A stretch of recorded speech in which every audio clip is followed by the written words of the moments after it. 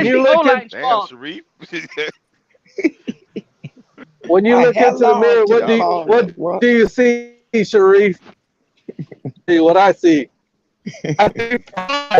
I see power. I see a bad mother that don't take nothing from nobody. No, man, but really and truly though, I see power. I see power. But if we can get Byron back, assuming in the Pittsburgh game, right? If we can get Byron back and we sit out Xavier already. So if we get Xavier and Byron back for the Pittsburgh game, all of a sudden your third down zero blitz is effective again. I think we could then string off some wins. is Tua coming back, or is Tua going to be in stage 5 by But next Sharif, week you Thursday? see what I said. I could care less If about the defense because it's gonna get back. We know it's gonna be back. So I'm not talking. Let's focus on what we have. But I'm Regardless, focusing on that. regardless if we have Armstead or not, we need to fix this line. Tua Regardless if we can have miss Armstead 8 or not, games, and we it's the need to O-line's fault. fix this line. We have to fix Tua can this be out line. half What the are we season, gonna and it's do? the O-line's Are we fault. gonna move? Are we gonna need put Michael Armstead. Dieter at center? Are we gonna put Connor at left guard? What are we gonna do to shift this line around and bring in guys and trade for Mike somebody McDaniel to fix this line? is at the podium now. I like what we did in the preseason when we actually moved the pocket. You know what I mean? I want to see some of that with Skylar Thompson. Or you can get I know Gesicki Lewis- to start blocking. How about that? That's facts. or you can just not play him because he's not going to block. Stephen D. Mike McDaniel is at the podium. Liability, bro. Fair use. You know, we want to hear because he said every Can we 12 just to admit that 24 hours. Gesicki ain't built to block? Let's just start admitting Hey, that. Gesicki's gonna have a big game. You Gesicki's can't gonna have turn a an big game. apple into a prune. from nobody.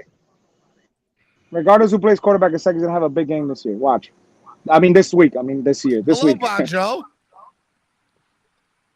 Hey, What's up, Von Joe? Clanging and Magic banging. Don Bon Joe. Bon Joe say, y'all smoke weed BJ, every day. BJ, Just help as me out long here, as we BJ, keep bro. a Landon Roberts on his team, No, we'll be all BJ, right. help me out here, bro. Help me out here, bro. So I just have a question. By the way, good morning, everyone. Let's listen to this little kid from morning, the Honey, I Shrunk the Kids. We're in good hands, Von Did Joe. he- Landon did Roberts he- is still on the roster. Did he start? Did he start already? Yeah. Because his Well, press conference yeah. his press conference have become real uncomfortable lately. All right. Well, He's we're about to talking play it. about All right, Landon everybody go on Roberts. mute. Everybody go on mute, and then we'll play it. Let me know if you can hear it. Give me a thumbs up. I guess Yeah, we hear it. with Tua throwing, is there I a smoked some possibility weed. he might play Sunday, or do you want to be cautious and rule him out for Sunday and wait another week, even if he clears protocol this week? Yeah, was there some saltiness with that? Some MD? Sorry, I was laughing at that. Looks like we're the media. No, Mute. It'll be exciting for today because as you know, really in these situations, you are relying on all medical advice and what people can do. And what I've been told is he can go out and throw and do some individual work this week. So, or today. So that's exciting for everybody, just because, you know, really we just miss his personality. You know, he's a guy that we rely on, that, not to mention all of his play and all that stuff. Now, when talking about this week and playing, I don't see a scenario. I don't see him being active, and I'm not gonna. I do not plan to have him play at all. It's something that this whole process is a little tricky, and today he's just getting back to playing football for the first time in 2 weeks. You know, he hasn't been on a field playing football in 2 weeks. So today the focus is, you know, again, I'm not trying to get ahead of myself and think about the Z component. I'm worried about A, and A is getting him on the field and having him throw a football and being around his teammates. And that's what today's step is. And then moving forward, we'll go about 12 to 24 hours, right? But I can say with certainty that that he's not going to be playing this Sunday. Update on Bridgewater. There you go. What's the update on Bridgewater? Teddy. Let's blame right? the O-line for that. Teddy is currently progressing through the protocol. He feels good. His the soreness on his pec is getting better. But in this stage of the protocol, he is unable to do anything football related with his team. So you guys will, when you guys are out there, I'm sure you'll see him, but he won't be you know, with the rest of the guys. He'll be on the side working with the trainers and trying to progress through this stage of the protocol as deemed. Or likely mean that Skyler is going to be the quarterback Sunday? No. So the really that Teddy's whole week is going to be he's just getting back and able to do and work with the trainers today. Tomorrow he'll be able to do a little bit of football in a limited capacity, and as a result, we'll be moving forward with planning on starting Skylar Thompson this week. Whoa! You mentioned Teddy will be able to do big Boom news. goes the dynamite. There you go. Boom goes the dynamite. There you where go. he is in the process. The stages are a foreign language to me. I don't really keep up with them because it's very simple. You're dealing with all these medical professionals that are giving you instructions on what someone's allowed to do. And what I do know is he's allowed to let's blame the O-line for that. Contact We can football tomorrow in a limited capacity. So he's that's where we're at. I'm not really sure what stage that is, but that it's the stage. Steven just told you, Coach, is that he can play a little football, but it can't be in any sort of situations where he can engage in contact, and thus it has to be a very limited role. Scenario and what? Oh, go ahead. Yeah, he probably doesn't care about that. Hold stuff, on, guys. Steven. Hold on. Yo, shut up. If he is, for say, cleared or Friday or Saturday, what's your comfort on being able to play without having much full practice? But that's a tricky question. As long as everything goes to plan, with regard to his protocol procedure, I'm very confident that he'll just in Teddy in general, and so he'll be active for the game in that scenario. Boom. Be backing up Skylar. Interesting. Okay. With Tua, that Backing up report that Barry Skylar. so eloquently described. What about Reed Sedano? It said that even if Tua is cleared, that he won't not play on Sunday. Was that accurate? And if so, what's the threshold between being cleared medically and being you comfortable putting it back in the risk?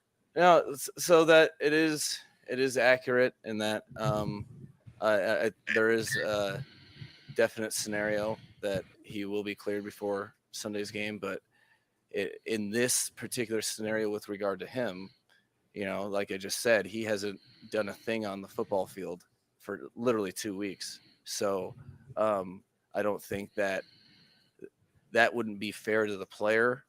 That wouldn't be fair to the team.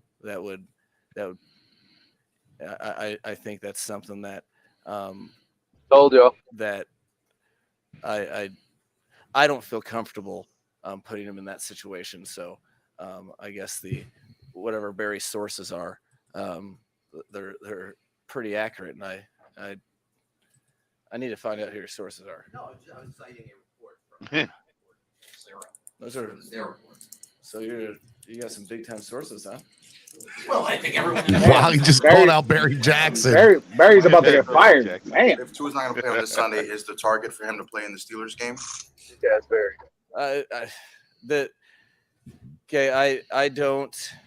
I'm just trying. I'm excited to get him on the football field and see. There's some progressions we have to make in terms of, hey, he has to throw a pass. As far as his exact timeline of when he's going to play, I'll be excited to consider that whenever that comes up. But right now, I'm just really focused on him. Man, I hope his eggs are still not scrambled. And feeling good and being around his teammates, and those types of decisions aren't in the immediate future right now. I'll handle that when that comes after. Let's just get through this week and see where we're at, is basically the way that I look at it. Great job The clearing report things said up. that Tua was evaluated by 4 independent specialists. I guess the first time after the Bills game, you were confident in the evaluations that happened. I guess how do you feel now about the evaluations about where Tua is that he can practice today and is clear to practice? Well, again, I as a football coach, you want to make decisions based upon information, and I'm much more comfortable making decisions in my area of expertise. So it's one of the reasons why we were excited to get some of the best, most renowned people in their field of expertise and get their opinions on, and so that I'll be relying on those exclusively, because I do not fashion myself as a brain expert. So that's one of the reasons you get multiple opinions, and you see the most skilled, highly prepared, schooled, and knowledgeable professionals that you can get your hands on, so that you can have the most information possible from experts and not layman's. Give us updates on some of the injuries, but X, Armstead, Tyreek coming on. I think that was 3. I wonder if Barry doesn't like each. Hold on, let me just pause X it and real quick. Armstead need the whole week. Did y'all hear that? Did anybody else hear that? I feel like that was Barry Jackson, and That's why they McDaniel call gave him the look, Buzz. and he gave him the look of death. I know I'm not the only one that just saw that. Bro, Barry don't play, bro. Nobody's asking the don't real play. questions. I think we're gonna get one right here with Armstead. Here we go. All right, let's keep listening. He answered everything about the QB though. You'll see X out there today. I don't think you'll see Armstead, but that's one of those situations that it's kind of become the norm, hasn't it? But we just kind of have to take it day by day. No left tackle, no I know they'll QB. do the best they can to move forward and play the game, because I know it's eating at them. And then the third, Tyreek Hill, he's he'll be out there today. He's going to get some work in, and he won't be practicing with a boot on. Coach, on Monday you had alluded to your captains kind of embracing that role of team captain, coming off these 2 losses and some adversity here this season. What are you hoping to see from those guys this week? Well, I'm hoping to see them. They're all hurt. I think we had I think we had 3 out of our 7 captains last game play the entirety of the game. So I'm hoping to see them, one, but also this is, as I've stated to you guys, but I've stated to the team, this is not something that is foreign to NFL teams. You lose 2 in a row. That's the adversity that in one way, shape, or form happens to every single team. And captains need to help lead people in the direction out of that. So how do you do that tangibly? Multitude of ways. And I really put a lot of pressure on those guys to make it their team, because it is. So one example that I was pumped about is, I think you guys will have an open locker room today. Tyreek and the captains decided that they wanted to take a step forward with all of their opponent prep with regard to the team and their preparation with our game plans in general. So he made the move to take the ping pong tables out of the locker room. That to me is leadership. To me, leadership is acting, not talking. There's a bunch of different examples from those guys, and that's why they're captains, and that's why I rely on them, because it's about solving problems, not complaining about them. And they collectively, as a group of players, wanted more time investment during the week on their jobs for Sunday. So instead of just saying it, they did something about it, and that's the whole reason that I really have a lot of love for those guys. Going to ask you about Skyler. Because some coaches would start the veteran even on limited work as opposed to the rookie. What gives you the confidence that he's able to handle that moment? What gives me the confidence is that, you know, I wouldn't do it if I didn't think the team would agree in terms of their confidence for him. You know, you're always trying to keep the pulse of how everyone feels. You know, the quarterback's job is to make people better, and he's, as you guys have noticed, as a lot of people have noticed, he's not the run-of-the-mill rookie. But also, like, it's not just about the quarterback. It's about a collective group of individuals working together, and he's going to have the opportunity to have all the full speed reps this week because of the position that Teddy is in the protocol, and you know, we're very fortunate to have three quarterbacks that our guys really believe they can operate at a high level with. So it wasn't that difficult of a decision for me to make in this set of circumstances. Like when will you make a decision on Green Senate and whether you need to have a third quarterback available on game day? There we go. That's the question. You know, I think the way things are going, it's probably going to be later in the week because you know, I can't wait what's in store for me today.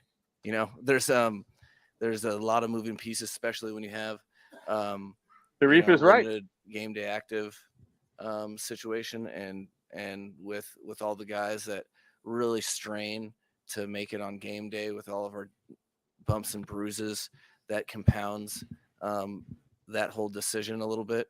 So you end up having to take the week to kind of process everything, see where people are at, see, you know, to make sure that those guys feel healthy, and you know, if the need is necessary, that does come at a cost to another roster spot for that game day active.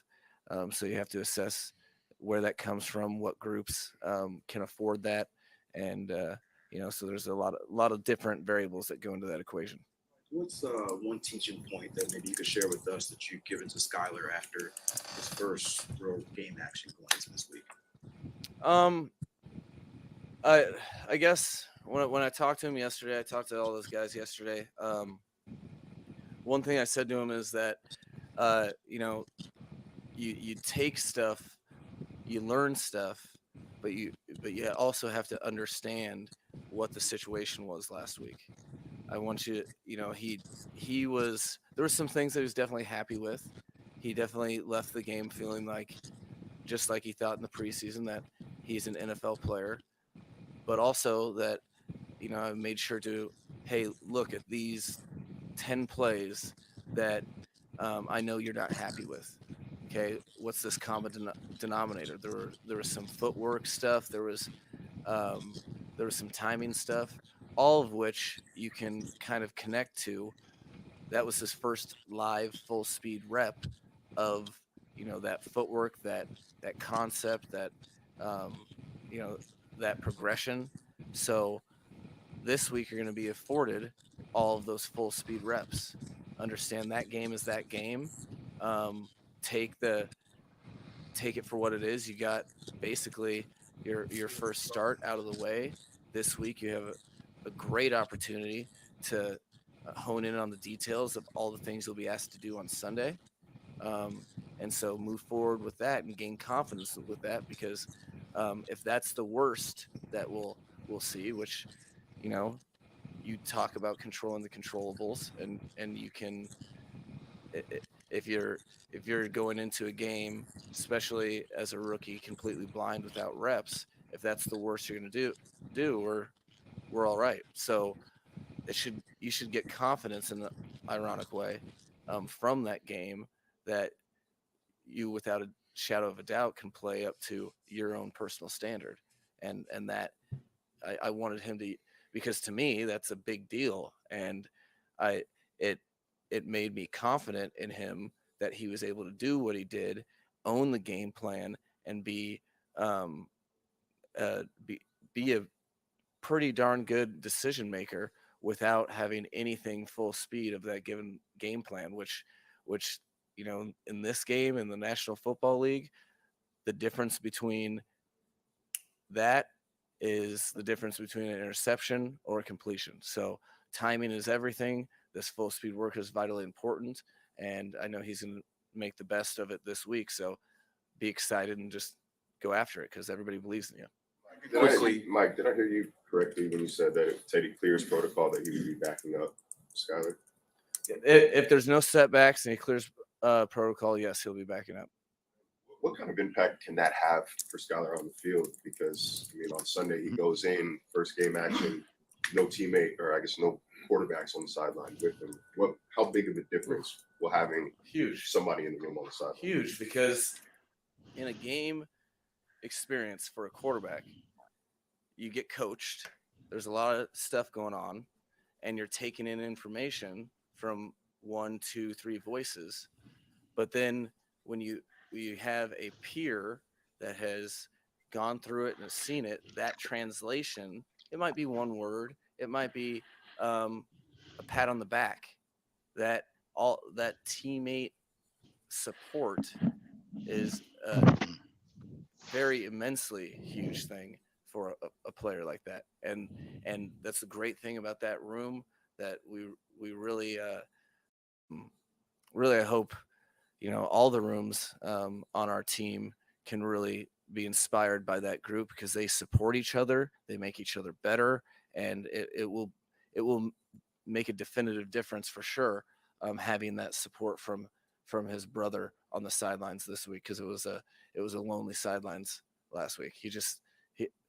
All Skyler had to talk to was Bevel and myself, and we're great guys, but not that great at conversations.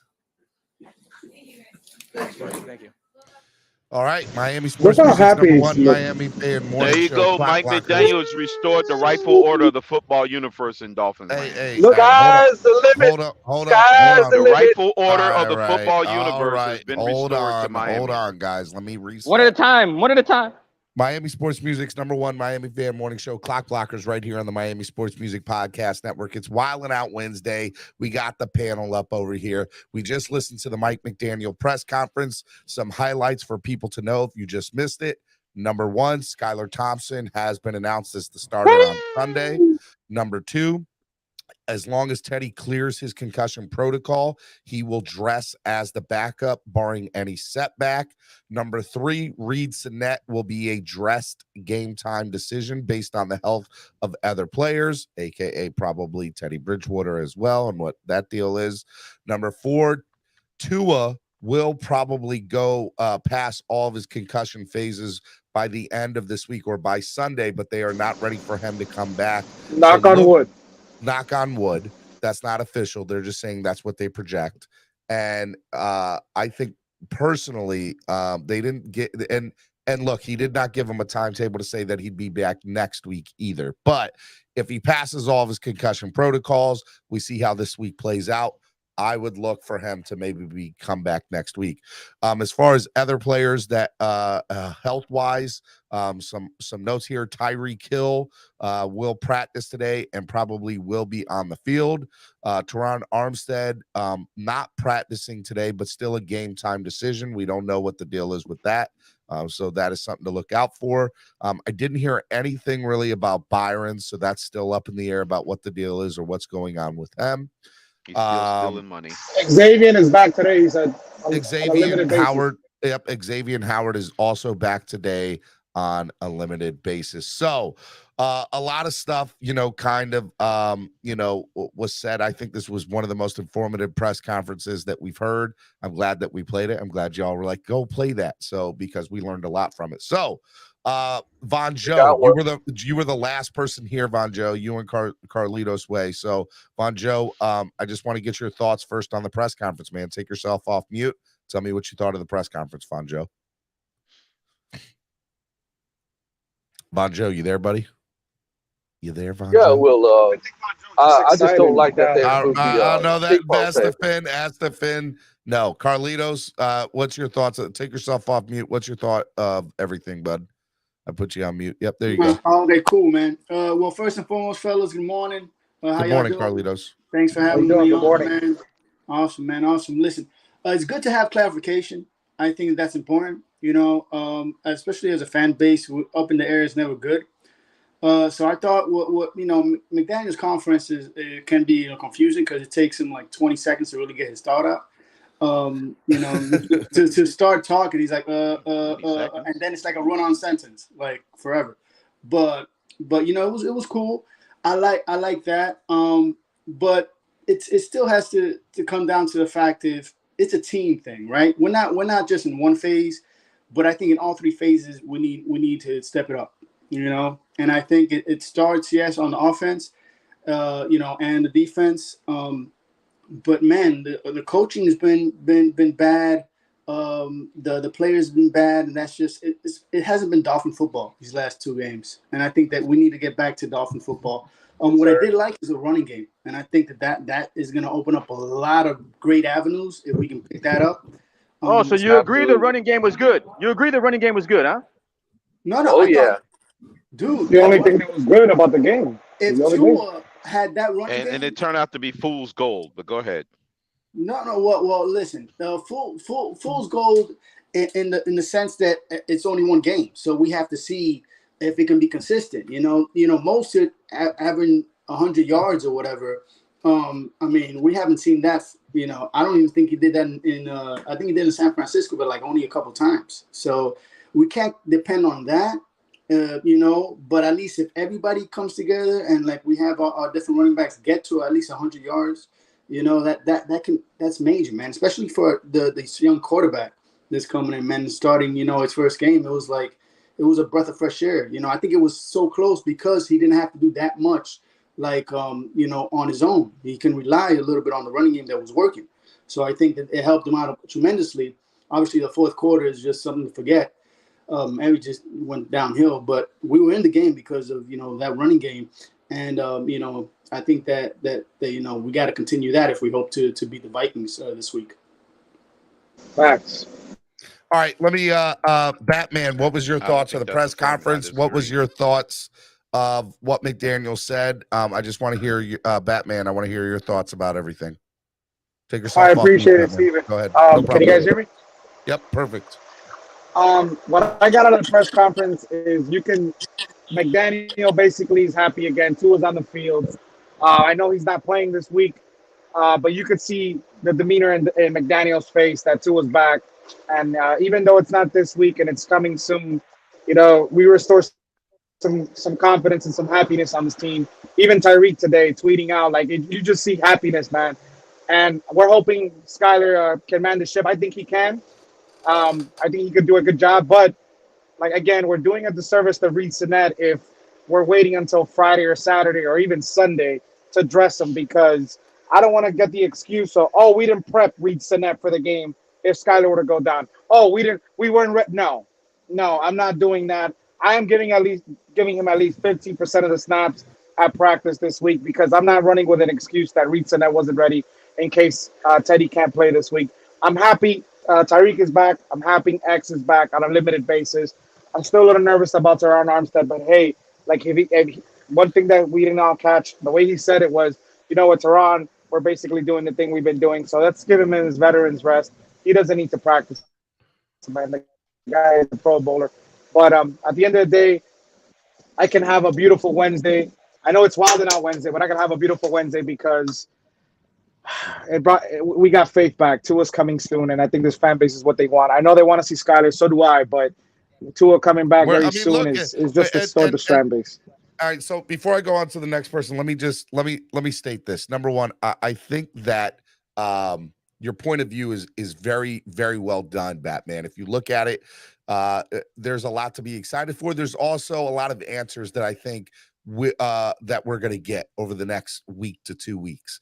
Number one, now Skyler has this full week. You're the starter. You've been deemed the starter. You had an opportunity to walk into an NFL game, play an entire NFL game without the value of, hey, I started, right? You get the benefit of the doubt. Okay, we're going to see how good you are this week. We're going to give you the opportunity. And the best part is you get to learn from your mistakes from last week, right? So I think Skyler's going to get a real opportunity to start. If Skyler shows up, good for him. If Skyler does what he did last week, I am so ready for Tua. Bring in Tua. By the way, I'm ready for Tua no matter what, okay? Because I still think Tua is the best. Now, with that being said, I like the fact as well that they are being cautious with Tua. And Stephen, why do you like it? Because I want Tua. I don't want there to be any excuses when he gets back out there on the field. I want there to be as little doubt as possible that he is making the best decision to put his body or put his value out there as a quarterback or as a player of this football team, and how important it is to be out there on the football field. So I personally, from what I got, I'm looking to see him for the Steelers game the following week, which I would love, and I hope it'll be a primetime game and the world will be able to see it. I think it'll be a big deal. Now, with that being said, I do find it interesting that if Teddy is starting, or excuse me, if Teddy is good enough to dress and he is not starting, does this say more about Skyler being that McDaniel views him as the better option, or does this about a safety precaution from Teddy's standpoint that you're good enough to be on back? Because I've never understood that. I feel like if you're good enough to dress, you're good enough to play. And if you're good enough to play at that point, is he the better option or is Skyler the better option? So I'm interested in my mind, and I don't think we'll ever get the true answer of this, except, hey, look, this is what he's presenting to us, so you take that for what it's worth. Does McDaniel believe that Skyler's the better option over Teddy? Because if Not Teddy's going to be necessarily, but good, it could be. it could be, right? Like, We've seen this before, Stephen, in our own team. Let's not get selective amnesia. It happened when Tua dressed in the Baltimore game and he was behind Bridgewater. I understand. I think I understand that. Now, let me finish. Let me finish, guys. Let me rock. Let me finish. So if if Teddy is dressing on Sunday and is eligible to come in and play, I'm going to take it. My perception of that is he wants to see what Skyler has and thinks that Skyler's ceiling is bigger than Teddy's ceiling. Now, I don't know that. That's my perception. He probably already know. And that's my perception of I mean, these coaches are not now, slow now, learners, now, Stephen. now, hold on. Hold on, Crypto. Now, the other thing to this, okay, is you look at the offensive line standpoint, right? Let's talk about Teron Armstead here for a second. If Teron Armstead does end up dressing and playing and then leaving in the fourth quarter or the first quarter or at some point during the game with a toe injury, and by the way, I'm not putting that in quotations to dismiss it. I'm just saying if he does, I'm putting that to be specific. I don't want him on the field for the next 2 to 4 weeks. And bear with me, because if he's going to come out in the middle of the first quarter anyway, every week, what the heck is the point, right? I feel as though you put the player, if they're good enough to dress, they're good enough to play. But if they're going to keep on consistently coming out of the game, this is not for the quarterback standpoint. This is, at the end of the day, all the other players, then there needs to be some serious evaluation about how we are doing in players rehab development. Because if Xavier ends up playing and we end up seeing him coming out later on in the week, what does that say? If Tyreek, who's said they're going to play, if he comes out during at the point of any game, I think there should be a real discussion here about rehab with these players' injuries, because they're consistently coming, they're coming back and leaving games. They're coming back and leaving games. There's something to be said of that. And that needs to be a serious conversation we have as fans, and not only as fans, I think as the team, because there's something wrong there, in my opinion, at that point. But I want to see, there's a lot of questions. Again, it goes back to my previous first statement. There will be so many questions answered this week. We're going to find out if Skyler truly is better than Teddy. We're going to see what the concussion protocol looks like in full effect. We are going to see Tyreek Hill. We are going to see Xavier Howard. We are going to see these players that have had injuries and see how they progress on here to the team. So, look, and it's going to be a good test against the Minnesota Vikings because they are a good football team. Let's not say that they're not. The defense needs to go out and do everything they can to go after Kirk Cousins this week. Our secondary, you want a true test? Hello, you got Justin Jefferson. Justin Jefferson's top 10 wide receiver in the entire NFL, arguably maybe even The top best 5. receiver. Maybe My arguably opinion. even top 5. So Top with 3 that, running back too.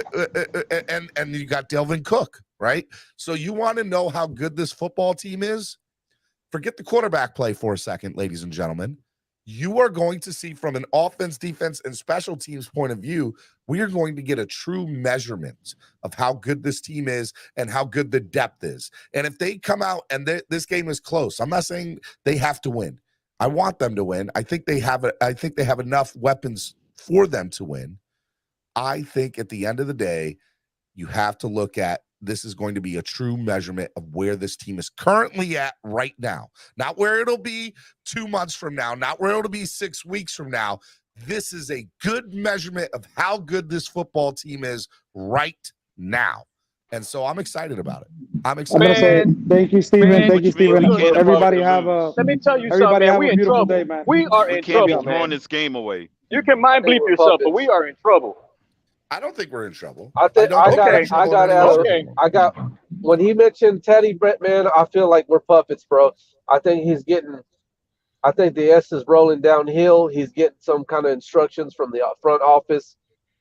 Because if you listen to when he was talking about Teddy, he said he's going through the protocol on his pec. Bro, that's like straight up throwing shade back at whoever is in the Dolphins' ear, because they have us like a puppet right now, trying to get us to do what they want us to do. That's what that told me. Like, if you listen real closely, that's what he's doing. Like, we're puppets right now for the league, because it's like, you know what I mean? We can't stay out of their, you know, like we just, I don't know what it is, man. What puppet? It's like flies the ish right now, man. That's what I got out of it. And I also don't like that they removed the ping pong table, because that actually teaches reflexes, bro. You know what I mean? Cap, can I ask you a question? Do you think we're in trouble because Skylar is starting? No, we're in trouble in the fact being that Edmonds has been demoted. Gesicki is non-existent. Everybody pretty much was relying on Armstead. He's not playing. I mean, you guys want to have, So hold on. Let me pause. Let me finish. Let me finish. No, I want to go back and forth with you here. Let's have a conversation, okay? Let me ask you. Do you agree that this football team was not in the last 2 games for the first 3 quarters each game? Were we not in it? Yeah, but look, everybody says it was not. Everybody was quick to say it's the defense's fault. The defense had him in that game the majority of the time. I'm not saying that it is the defense fault. Those words never came out of my mouth, Cap. What I am saying is this football team was in a position to win the last 2 football games heading into the 4th quarter each game. There is no doubt that they gave up 34 points combined in the last 2 games. Now, we can go back and we can point to interceptions that were thrown by the backup quarterbacks in the 4th quarter. I'm getting feedback from you, Cap. We can go back and look at, certain situations where there were busted coverage. We can go back and look at reads not being met. We can go back with personnel decisions because certain personnel wasn't on the field. And if they were, would that have resulted in different plays? Those are all excuses. Steven, real simple. Real simple, Steven. Real simple, Steven. Steven, real simple. I'm gonna just say it to you like this. If we go 3-3, you don't think we're in trouble? I mean, I don't think we're in trouble. We had a 3-0 cushion. Would I have wanted to win 3 and then lose the next 3? Okay, look, logic dictates. Look, logic dictates. Listen to me. Logic dictates that this team goes as Tua goes, right? So if Tua hasn't played for 3 games, that's costing us 3 games. Logic doesn't dictate that, Cap. You guys always say that this team is predicated around Tua. So if he's not playing, logic dictates we're losing because of him. That's 3 games, bro. That's 3 games. So let's get something straight. I've never said that. And I'll say right now, this team is good enough to win with Skylar at quarterback because of what I saw last week. I hope you're right, bro, because everybody needs to stop hoping and praying let me also say for an injured quarterback to take it to go somewhere if he's always injured. Let me also say this because I don't want this. Was I impressed with That's Skylar last week? In no way, shape, or form was I impressed with Skylar last week. But was this team in a position to win a football game last week? Of course it was. Now, Steven, who's a better football team, the New York Jets or the Minnesota Vikings? Of course the Minnesota Vikings are the better football team, in my opinion.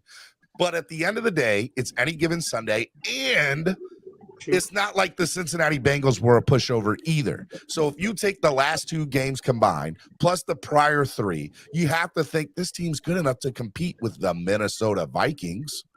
So, you know, that's how I view it. I'm looking at the glass half full. You're looking at it half empty because of everything Yeah, there. and the problem is people don't like when you look at a glass half empty because it's constructive criticism. But if you got your star players now on the field and we're not winning because your star players are not on the field, it's not rocket science, man. He's saying that these people are going to be playing. Tyreek's going to play. Cap, that Maybe means we ain't got no depth.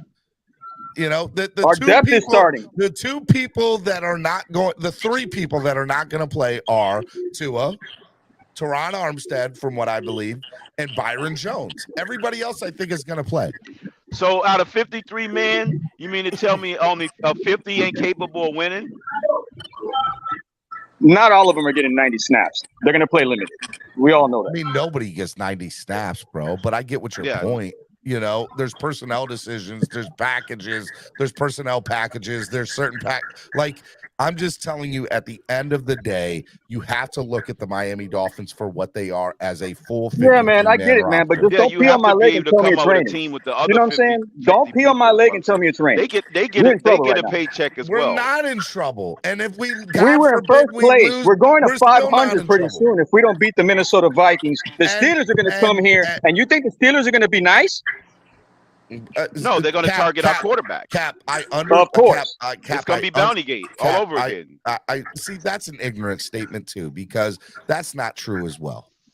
Okay, keep believing. That's not true. Be naive all you want. Okay. You think it's Bountygate? No way. That's an ignorant statement. I'm sorry. Listen, guys. Okay. You guys also told me it was an ignorant statement thinking that it was a cover up for the NFL, but I mean, everybody's starting to think it was a cover up from the NFL as far as with the Tua rule. Cover up. The NFL has no idea how to move forward with this. They're processing information as they get it. There's no cover up. It's they don't know what the hell they're doing, and so they're doing what they know how to do. So they don't have a black eye, look, their image is what's most important more than anything. You and I both agree with that. But the other thing to the situation is they are looking, because they don't want the black eye. It forces them to look at the health of any player. So if you go back and look at last week, and again, I just can't go in and look at it. I know for a fact that there were multiple players in the entire NFL that were sent out of games because of concussion protocol and not allowed back in because of the new rules. It just happened that it sucked that our backup in Teddy had the same thing happen to him on the very first day that this rule gets instituted. You know, and we already have a whose fault is that? Whose fault is that, Stephen? But listen, guys, I don't think it's anybody's fault. It's the reality of the situation. Why is it a cover up? Why is it a conspiracy? It's not. Is it BS? Of course it is, but it's not a conspiracy. I never said it's conspiracy. I'm saying whose fault that the rule was implemented. I mean, it was forced because of Tua being on a national primetime game and having a hit. 4 days after he had a hit already. So that's how cover up work, my friend. I'm sorry to break it to you. That's not how cover up works. Get out of here with that. Because all we saw is a rule that probably needed to be changed anyway. And it didn't get changed for almost 2 weeks. What are you talking? If I tell you that something's wrong, you're just going to make a rule because something needs to be changed for the sake of changing it? No, you're going to get as much information as you can and then make as well-educated guess on how to change it moving forward. Ever. Oh, I get that. But then when you get spotters that are rumored to be local, I mean, that for me is a problem also. I mean, if you're going to get these spotters, they got to be neutral spotters. They are neutral. Are there loopholes in the system? 150% Cap. It's gonna get changed again. Does it leave it open for things like that to occur? 100%. But just because it leaves it open to occur doesn't mean that that's what it is. No, it's not. They're not local. Okay. Well, I mean, look, man, it just seems like everything that I'm pretty much bringing to the table when it regards everything that's been wrong with this team, you've been shutting it down, and it's pretty much come to fruition. So I'll leave it like that. I mean, look, here. I don't think it's come to fruition. I think so. What did we say at the beginning of the year, Cap, with Teron Armstead? I said if he plays 13 plus games, if he starts 13 plus games, I'm happy. It was worth every penny. We're only 6 games in. How many games has he started, ladies and gentlemen? All of them? How many games has he left? 2? He's left 2 games out of 5.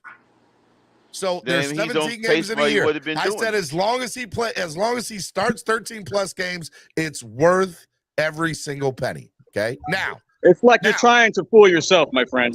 And I understand that. I respect that. I get that. I said that at the beginning of the year. Okay. I hope you're right. The stats proved that even 13 games of Teron Armstead makes your team a better football team. It does. We all knew what. How is that possible? And we ranked dead last on the offensive line. We're 30 Well, seconds. you know what's funny about that? And Batman brought this up, and I wanted to argue or debate him with this because that's fair. Okay, that's true. But we all saw what the running game did last week, and we were all impressed by it. You're going to use the O-line as an excuse, you're not going to get away with that because last year we had a bunch of 100-yard running games too, even with the poor offensive You just said everything you said about Armstead, and at the end of the day, you want to say that the O-line is bad? No, it's been pretty good. It hasn't been bad at all. It's just you guys are not trying to look at the problem at hand. You guys are still jaded. That every single person that came on this panel was very impressed with the run game last week. And how does a run game look good with a decent offensive line in front of them? No, it was all a running back. It had nothing to do with the offensive line. What? Yeah. It had, what happened the first 4 or 5 how football works, Crypto, is that in order to establish a good run game, well, I don't want to hear nothing about last year's offensive line being trash when we had a whole bunch of 100-yard games in that 7-game win streak stretch. Stop it. How many? We had 2 offense. Correct me if I'm wrong. Please correct me if I'm wrong. We had 2 100-yard games in the last. And we had a bunch of 90 and sprinkled in there with 90-yard games as well. No, we didn't. No. Not even close to 90. Okay, and this is our first 100-yard game in this year. So what's the point? The fact of so you can sit here and say, "Hey, look, the offensive line is horrible." The point is, we still ranked 32nd, just like last year, and they had 100-yard games in that one. So be it. So it was an outlier. This game, last game was an outlier. Crypto, I don't want to hear that nonsense. Crypto, you can sit here and argue with me about how bad they are, and you have points that back up your theory to a certain extent. But you also cannot deny that the run game looked good last week. And if they had I'm not denying it. My point is a keyword: fool's gold, outlier. Do you hear the terminology I'm using along with that? Well, so I mean, again, you are just not going to believe what your eyes saw and what the stats proved last week. Do you know the definition of fool's gold? Do you know the definition of outlier? I'm just telling you. That's still acknowledging we had a good game, but it's an outlier. I'm asking you, did you see the run game last week, and were you impressed with it? You're still ignoring the fact. I'm not. I'm asking you to answer a question, Crypto. Were you not impressed last week with our You're run game? confusing me. Is everybody okay with the O-line or not? No, it's fine. Because if it's not consistent enough, no, I'm not impressed. Do it to me more than one time. I don't understand. Well, that's fine, but it has to start somewhere. There has to be a building block somewhere. Okay, when you get the second, third, and fourth 100-yard game, then come talk to me. But then I'll be impressed. But see, that's my problem, right? I'm not going to fall over head over heels for an outlier game. We're not looking about everything going on right now, guys. We got a good team. All right. The first 3 games that we played, or 4 games, and 2. We had a good team. Well, no, we do have a good team. We do have a good team because our team was able to win in different ways, which tells you that it's a good team. Bro, apparently our defense sucks, our O-line sucks, and our coaching sucks. And I mean, you are looking at everything from a glass half. No, I'm repeating what you guys are saying. I'm telling you the O-line's fine. No, everything just needs to get tightened up. That's all it is. We lost focus on a couple of areas. By the way, FYI, hold on, guys, real quick. Just to defend Crypto, one of those outlier games was against the Jets. For some reason, we've been able to run against the Jets. Just a FYI. Exactly. We did that twice last year. We one of those 100-yard games was also against the Jets. Okay, so just a FYI. But go ahead, proceed. Common denominator. There you go. So I mean, look, if that's why I'm not so if Crypto wants to say, hey, look, let me see a second and third game, I'll give you a few weeks. Oh, that's fine. I'll reserve my judgment But what I'm Well, sitting right here now, crypto. and by the way, let me also state for the record that I never said that I was truly happy with how our offensive line looked. I just don't think that everything should be blamed on them, and everything shouldn't be blamed. I do think that they went out and got Connor Williams, who I don't think should be starting at center. I think he should be starting at guard. I think he's a crappy center, my personal opinion, but I think he should be starting at guard. I was there last week. I saw all those high snaps. Give me Dieter at center. Please give me Dieter at center. I mean, Suanir's used the offensive line as an excuse. Why can't they use it for Skyler? Granted, I hate the excuse period point blank for both. I hate the excuse for both. But all the Skyler fans are now they're seeing what the Tua people were saying. Everybody sucks on the team, in my opinion. Everybody sucks at their job. That's just as a fan, you've lost the last 2 games. You think the world's on fire. Get out. I just don't understand. Everybody wants to blame everybody except for the quarterback. I just don't get it, man. I really don't. Here's the issue, Steven. Blame the quarterback the last 3 weeks. Steven, I'm taking a look here. Win, but he still sucks to me. Not suck. He's a great game manager. He just doesn't have. How come you couldn't say that about Tua? He doesn't bring a spark. He doesn't bring a spark to the offense. Everybody else, besides Tyreek and Waddle, they suck. He's throwing 30% of the time. That's terrible. If besides Waddle, Tua, and Tyreek, they suck at their job. And Mostert, I give Mostert his. Hey, everybody else is breaking news, not Dolphins related. Breaking news: Devontae Adams was charged this morning in municipal court of Kansas City with misdemeanor assault for that push he did on the cameraman. Yes, on Sunday night. I saw that coming. Yeah, that was brutal. What he You did. you can't put hands on people, man. Can't just be shoving people like he did. Something. I saw that. All right, so Vanjo, let me ask you a question then.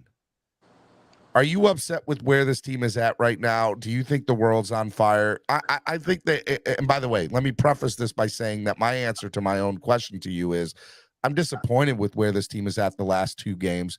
But am I upset? Do I think the world's on fire? No, I still think this is a good football team. I think this has been a lot of turmoil that we've had to deal with the last 2 weeks, and I'd like to see us overcome that adversity this week or next week. I'm not saying that even if we lose the game this week and we go to 500, that it's the end of the world. We still have a great, stretch that we can get right back into this. And we could, what if we sit the season at 9-3 or 7-3 or 8-3? Nobody's going to be mad at that. Nobody is. So, what, Vanjo, I can't hear you at all, bud. I can't hear you at all. I see you talking. I don't see you. I can't hear you. I don't think he's on. Vanjo. Can't hear you, buddy. Go out and come back in. Can't hear you. Can't hear you, Vanjo. Is he on mute? No, he's not on mute. Yeah, he's coming back. Oh, you want to come in? Does anybody else want to answer that while we wait on Vanjo? Well, I'm not. What was the question? What was the question? Oh, are we? Is it that are we like worried the sky's falling because we lost these last 2 games? That was it? No, bro. It's because of everything we're going through right now, man. I mean, just think about it. This whole season, this whole off season, the owner.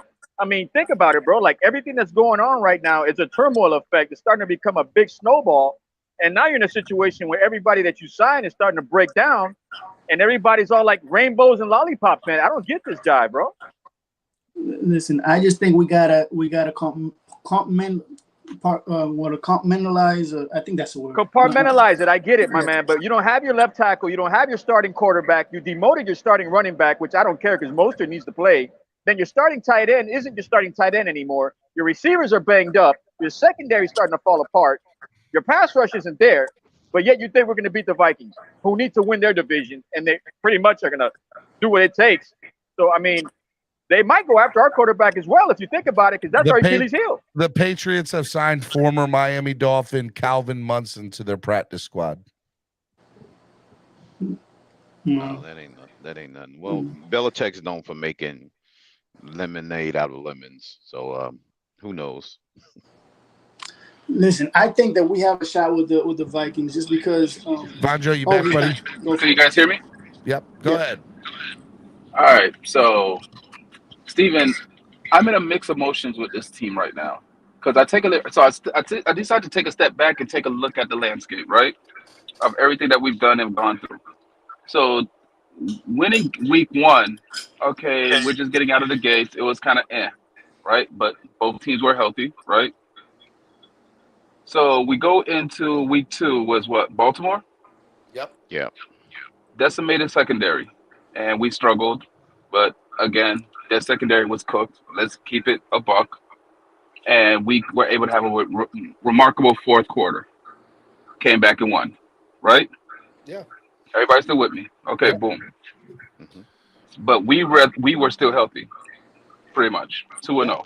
All we were missing was Byron Jones. Okay, bam. Go to beat Buffalo. We were relatively healthy, but they weren't. Their secondary was also decimated, correct?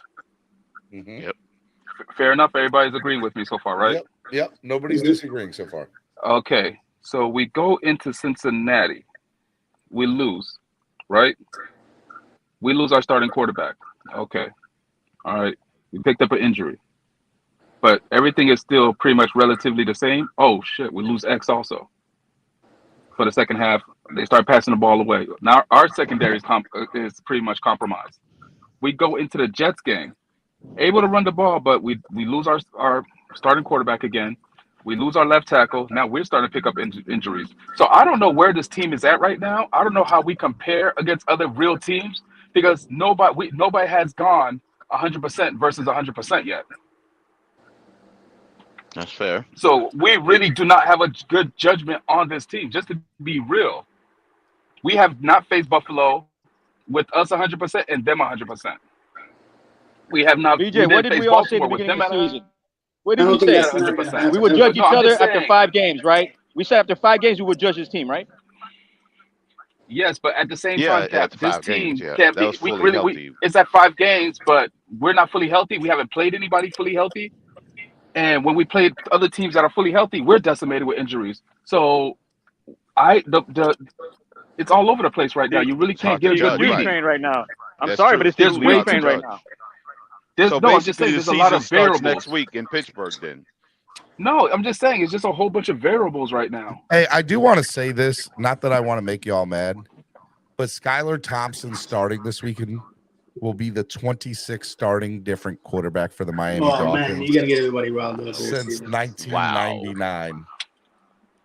In 24 years, 23 years, and we still don't know what. And we still don't know if we have a franchise quarterback. We don't know who our franchise quarterback is. And nobody better nobody in the comment section. More quarterbacks starting than there has been seasons. Listen, all I gotta say is in the comment section, y'all can get mad if y'all want. If y'all want to go yell at somebody, go yell at your own kids, or go look in the mirror and yell at yourself, because we don't have a franchise quarterback. We sure don't. Preach. We don't have a franchise quarterback. We don't. But yet everybody wants to blame the O-line. Everybody wants to blame the O-line still after 15 years of blaming the O-line. You still want to blame the O-line. Wait a minute. I give blame to the O-line. It's a collection of things. If you don't have weapons, who is that quarterback throwing to? If you can't run the and hold ball, on, timeout. Now we're taking out ping pong tables. Hold on, we're taking out ping pong tables now. Get them out of here. We have to sit there and lose. Bro, take the slide. Take the slide out. Take the video games out. Take the barbershop out. Take them all out. Take the music out. All of a sudden, we don't want fun. Hold on. Days. Ain't no cell phones. Hold on. No. All of a sudden, we don't want fun no more. We don't want fun. We military. Oh, we want to go back. We want to go back. We want to go back to the military. Give me a minute. Yeah. Y'all hilarious. Y'all are hilarious. All right, we go. During the preseason. No, during the preseason, that's what we're. Hold on. But hold on. During the preseason, that's what we wanted. Oh, we love it. It's so fun now. Yay. Yeah. Now, when you get your tail bust open, what happened now? When you get rewarded for winning, you losing. I'm taking all that. You messing up in school. Exactly. What are we? What are we, kids? These are grown men that we pay millions of dollars. Are we treating them? All that. We treating them like my son. Yo, give me your Nintendo Switch. No more Switch. You got to see. I pay you millions of dollars to win. You don't want to win. Give me your Switch. Give me your ping pong. Hey, Tyreek. Time at home to do what you want to do. You're not doing it at work. Like, How about Man, that? I almost ran the forklift off the road, bro. The O-line. The O-line didn't hold on to the ball for 5 seconds. Get the F out of Well, here, hold man. on. This is what we're doing now. We resorted to childish discipline. This is what we got to resort to Yeah, you're at work. to try to get right. Take away our You play ping pong tables. at work? Listen, man, anything that we have to do to get a Rashawn, W. I'm on streams at work. I'm on panels at work. What are you talking about? Shit, I'm at work right now while I'm talking. Shoot, what are you talking And about? I'm You do your about to go to job. work in a couple hours. That's the clanging You and get banging. paid to do a job, and you do your job. Look, man, I'm just going to make it Ping very pong ain't your simple. job. And I don't usually do this. But if we miss the playoffs by 1 or 2 games, you know damn well who the finger pointing is going to go. And I don't want to hear nothing about the O-line. Yeah, I already know. They're not going to say O-line. They're going to say Tua.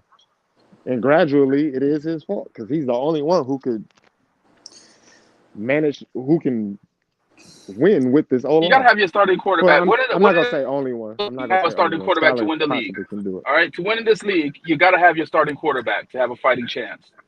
Of course. It's the most important Nick part. Foles It's the most important position on the field. Unless you're the Dallas and have tremendous defense. Nick Foles did it. Sorry.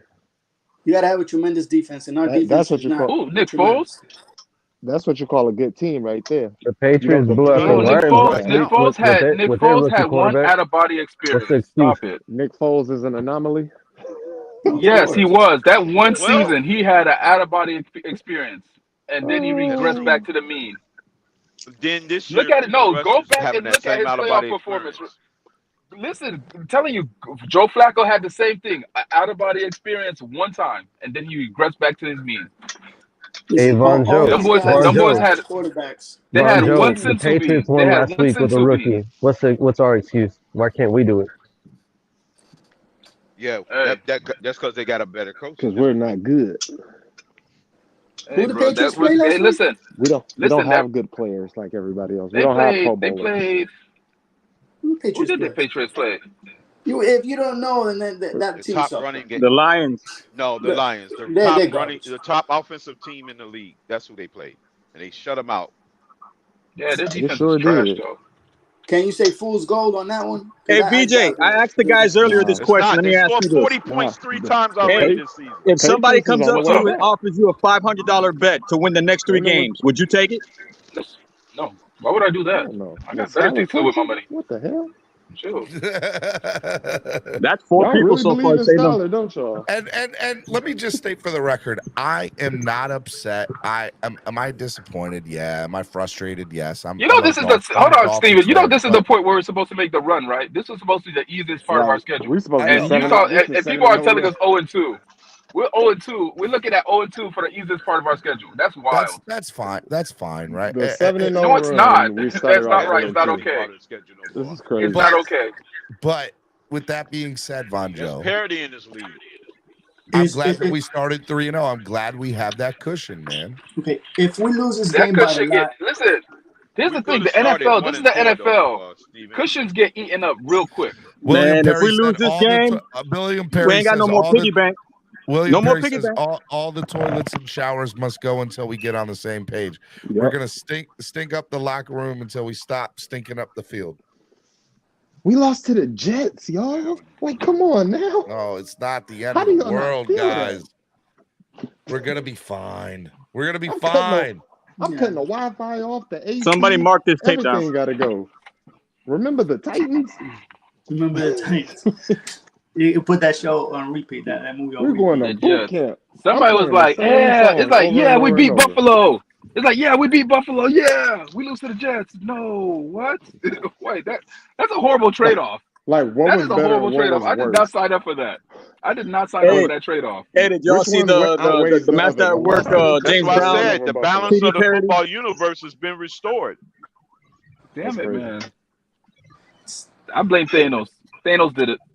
And that's what happened. Thanos did it. Thanos. He said, "Wait, you guys beat win Buffalo?" games you're not One supposed to snap of win. that You're gonna infinity lose games gauntlet. ones you're not Y'all, supposed to y'all lose. beat Buffalo? That's No, there called must be balance. balance. There must be balance. He did this. We lost to the Jets. Lost to the Jets. We ain't even get to that was hear the about reward that for yet. beating the Bills and the Ravens. Balance has been Jump to the That's next our balance has been reward. restored. Just so you know, Now it's we got not one the end more of the bad world. loss left this season. It's probably gonna be against the Bears or the Lions. I know we better not lose it. No. What? Now we We lost. better not lose another game to a bum They were team. 2-2 now. It's not like they were 0-4. They were 2-2. Now, I'm not saying the Jets are the Jets. I'm not saying that they're like the Super Bowl champions. Boy, you better not come here with any excuse for that. There's no excuse. There's If we lose to the Bears or Lions, Rashad, that would be complete You know the restoration. Jets were hold on. We The lose to Jets the were Bears. 0-12 in the AFC East. That's last year, man. Yeah, but that's We not won't this win year 5 though. games. That's not this year, man. That's You not can't this live in year. the They past. have one of the Of course, it's not this year. they got We a get top the Jets 10 the first they got a win. top 10 defense, Bonjo. They allow like I think Were we their first the AFC league game? bro, Listen, they're not, I think they're only allowing like I think 18 points a game or something like that, less than 20. Were we the Jets' first AFC East game?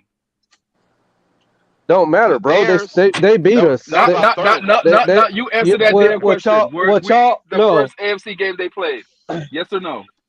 No, but they didn't have Zach Wilson either. But we gave them their first AFC East win. All right. And Lord knows how long. That's what we did. You got to acknowledge that they're doing it right. That's a good team, bro. That was their first win in 12 Bro, I games. acknowledge that's a team. Listen, I acknowledge that at the beginning of the season. Hey, I'm just throwing this out there. Y'all listening? Yeah. We're winning on Sunday. Just so y'all know. We are No, for winning sure. on Sunday. That's a good one. We are winning on Sunday. Let's go. I need y'all to understand that. I like it. The Miami Dolphins are winning on Sunday. Keep the receipt. Keep the film.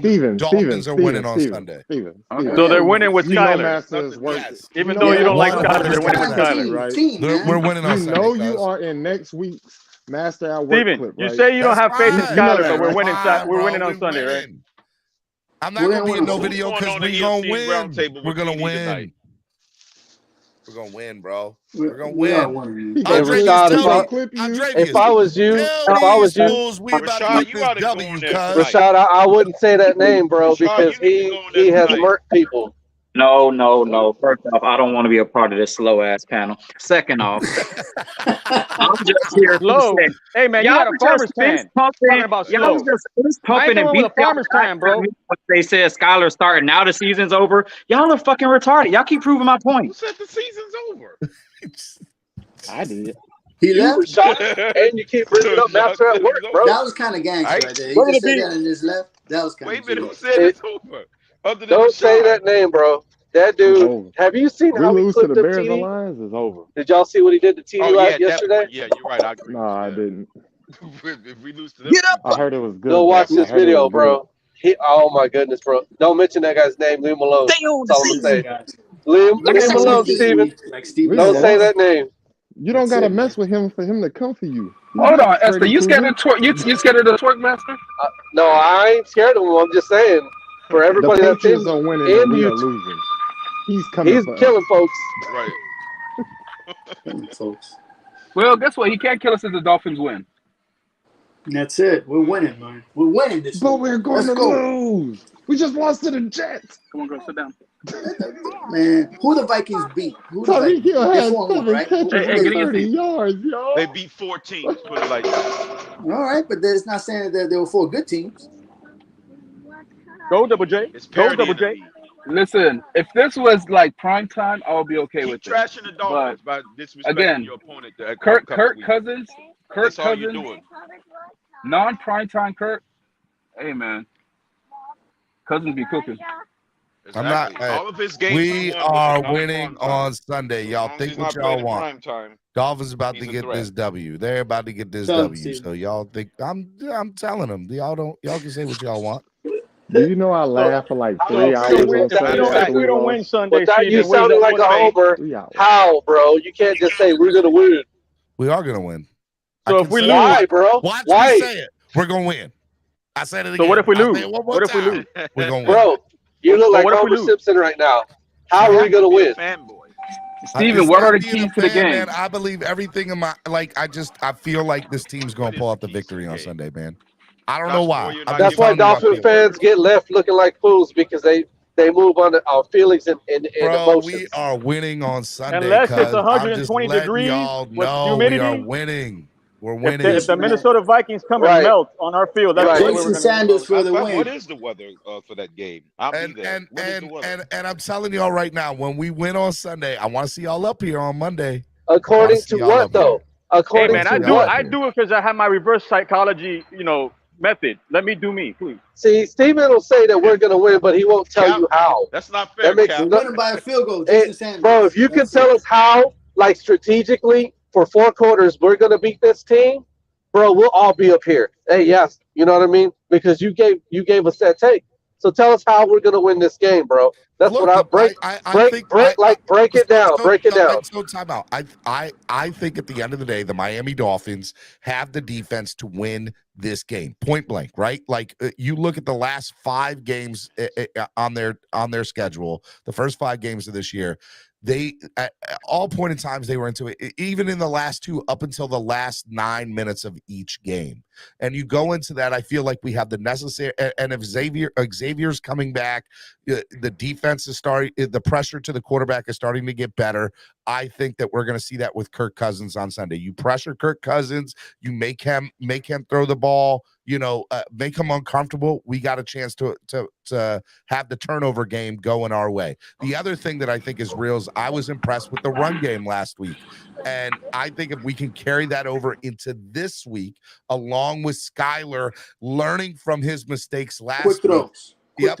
And with Tyreek and Xavier there, or Tyreek and Jalen Waddle there, he's going to see the progressions that he missed last week. Who you think he's going to be looking for from that game film from this past week? He's going to be saying, man, Jalen Waddle was wide open. If I had just looked at him, we might have had a couple touchdowns last week. Well, you know what I'm going to do this week? I'm going to be looking at Jalen Waddle. I'm going to be making sure that he's open. I'm telling y'all right now, the Miami Dolphins will win on Sunday against the Minnesota Vikings. I promise y'all that.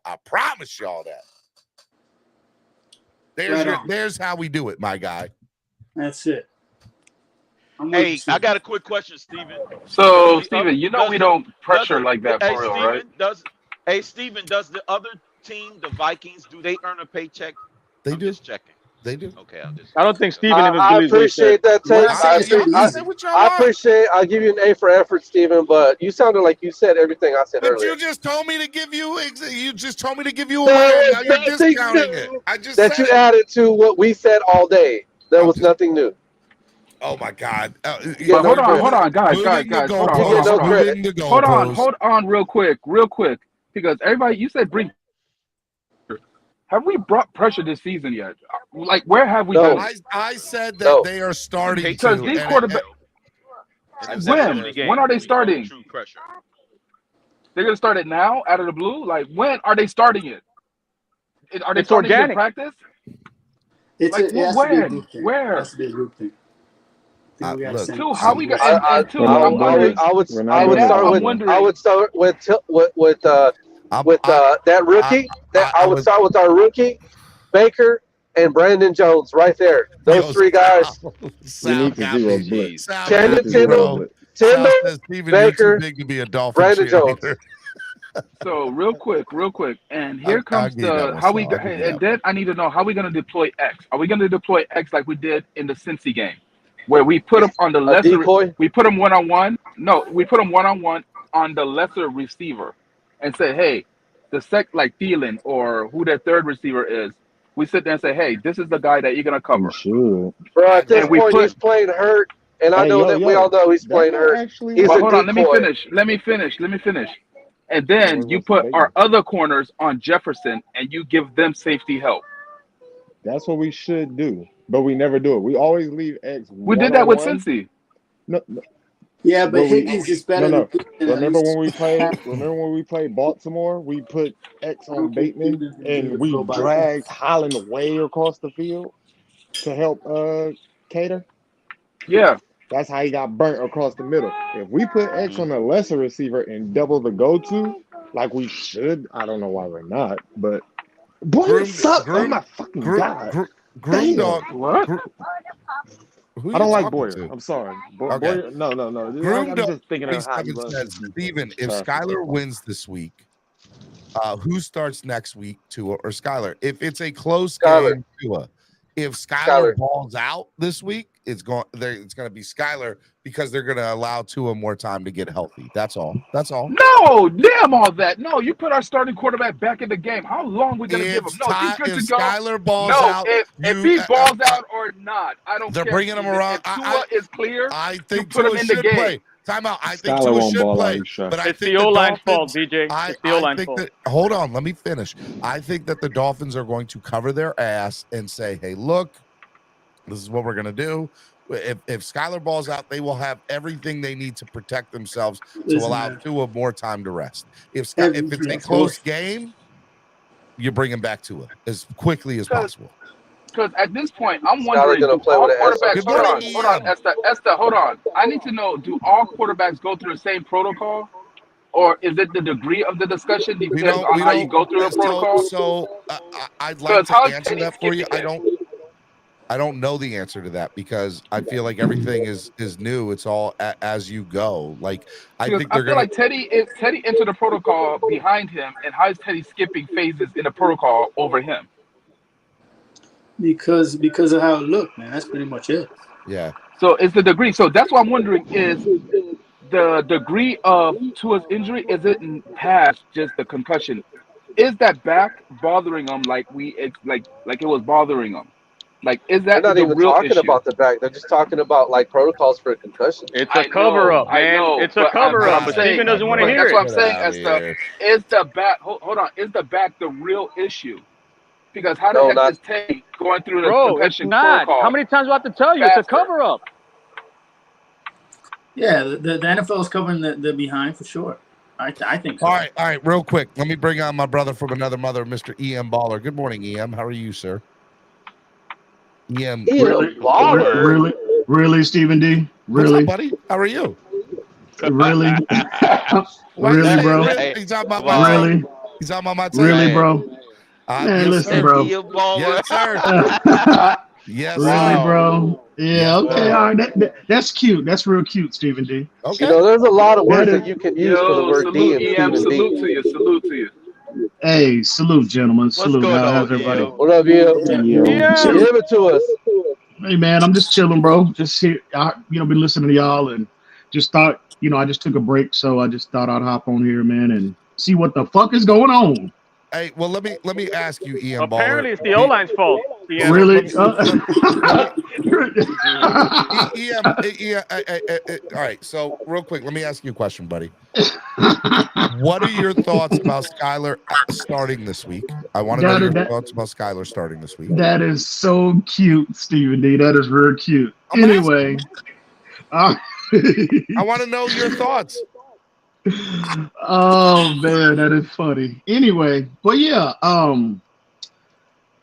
why is that funny? I'm asking you what your thoughts are. I want to know. Anyway, that's cute. But anyway, I'm looking forward to seeing Skylar on Sunday. I thought, a lot of people this week, this past Sunday, they felt like he, really didn't play that well. I thought Skylar didn't play a bad game. I just thought he looked like, he just looked like a typical rookie. He was dealing with typical rookie issues, and considering the circumstances, of him being thrust into the starting lineup, considering all of that, I thought he handled himself. I thought he handled himself well. Do you think he can learn from those mistakes? Oh, absolutely, absolutely. In a period of 5 to 7 days to improve his game for this week against Minnesota. Well, what I'm looking for with Skylar, last week to me, you could clearly see his nerves was everywhere. Correct. His timing was not where it needed to be. He seemed over anxious at times. He seemed to, at times to hold on to the football too long. He didn't. I think the looks that the Jets were giving him on Sunday, it's just stuff that he hadn't seen before, and that's, again, and that contributed to a lot of hesitation in his game. I felt, and that's typical. Do you think that game speed got to him? Oh, absolutely. That's what I mean by that. The game speed, all that. But again, you got to consider Skylar's been prepared. He's been the third guy on the depth chart, so he's basically been. And I don't know how I'm setting it up. I don't know. I'm hearing some feedback, fellas. All right, but everybody mute yourself, damn it. Hell yeah, goddamn it! I'm talking right now. Stop cussing. So with that being said, again, he just had typical rookie growing pains Sunday. Does that change my opinion of him possibly being an NFL level starter? No, I just think he had, he was dealing with. I wasn't even going to that extreme. So, and I'm not. A lot of people are though. A lot of people are. Are you one of those people? One of those people what? Rashad? Are you one of those people that are on that train that you think he could be a starting quarterback? Oh, absolutely. I told y'all that in the preseason. If you go by physical traits, Skylar has starter level ability. So what I saw Sunday did not change that opinion of mine. But I will say this, we all have to consider. We all have to put this in. Consider where Skylar was on the depth chart. He hasn't developed and established any level of continuity with the ones, right? With these receivers. Well, he's gonna get that this week. He's gonna get that this week, and and Mike McDaniel himself, if you listen to his presser a couple of days ago, he stated himself that he didn't have Skylar ready where he needed to be, and that's understandable. He's a third down on the depth chart. Let me ask you one. I'm interrupting because I want to get your thoughts on this.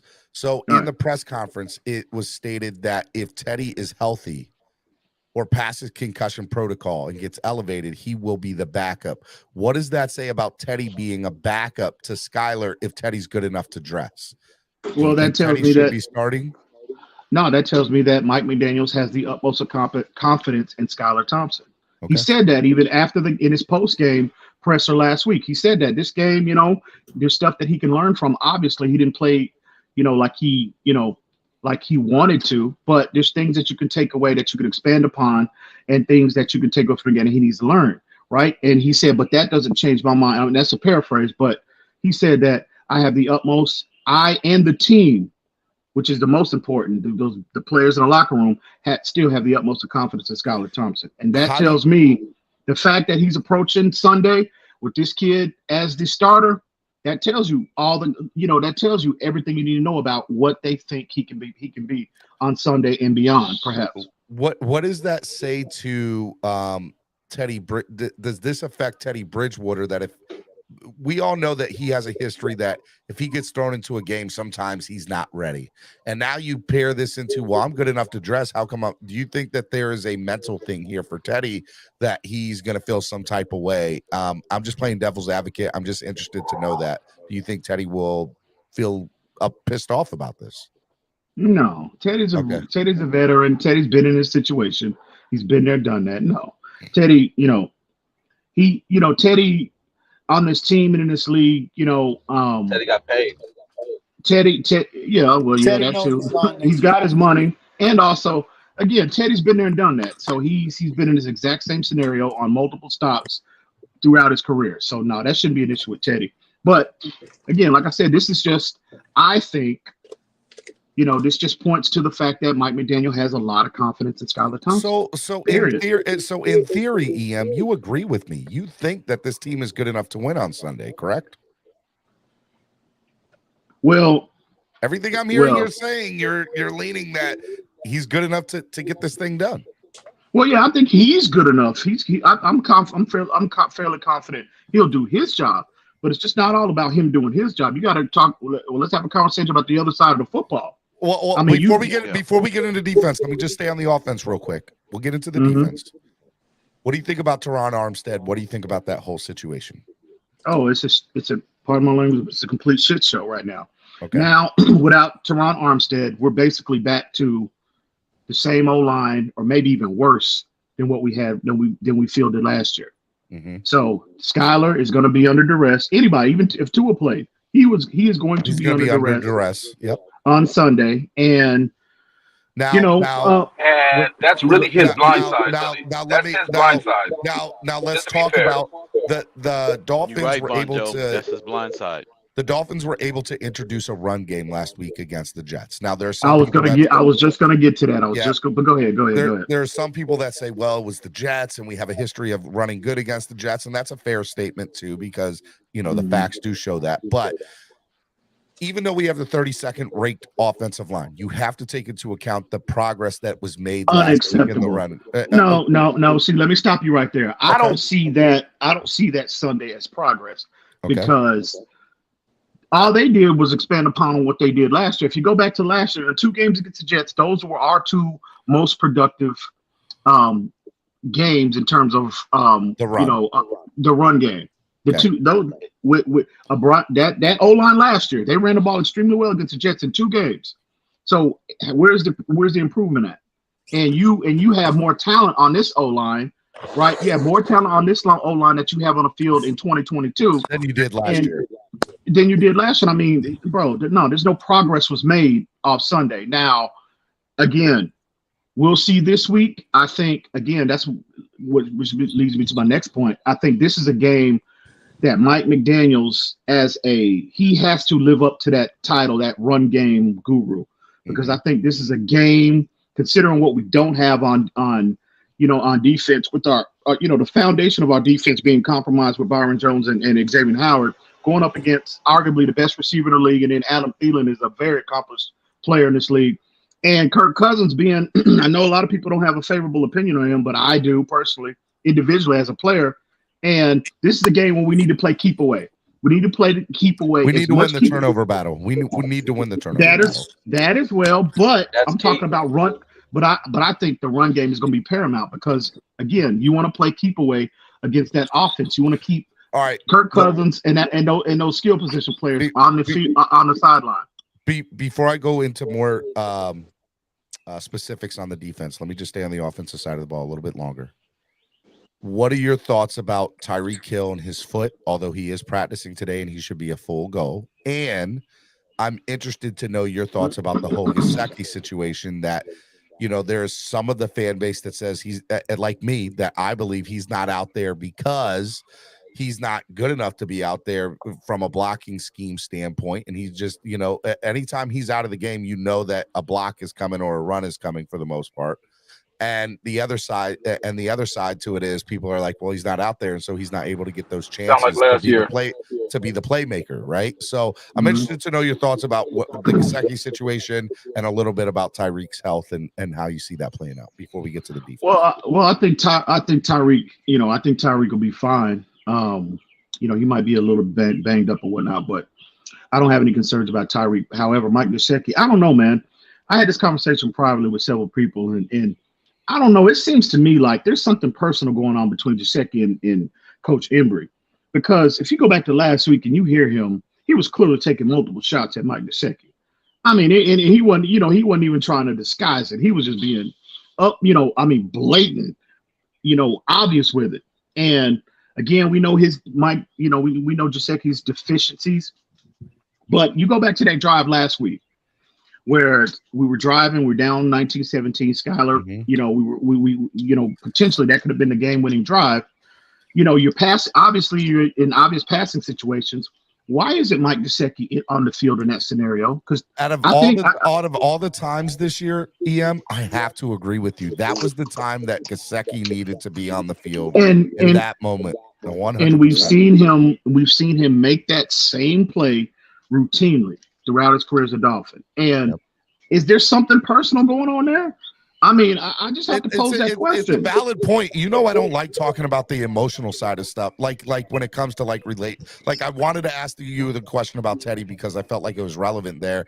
But you're onto something. You might be 100% onto something. And I'll tell you, with that being said, everybody's body language in the fourth quarter just looked bad. Like I was observing it being at the game.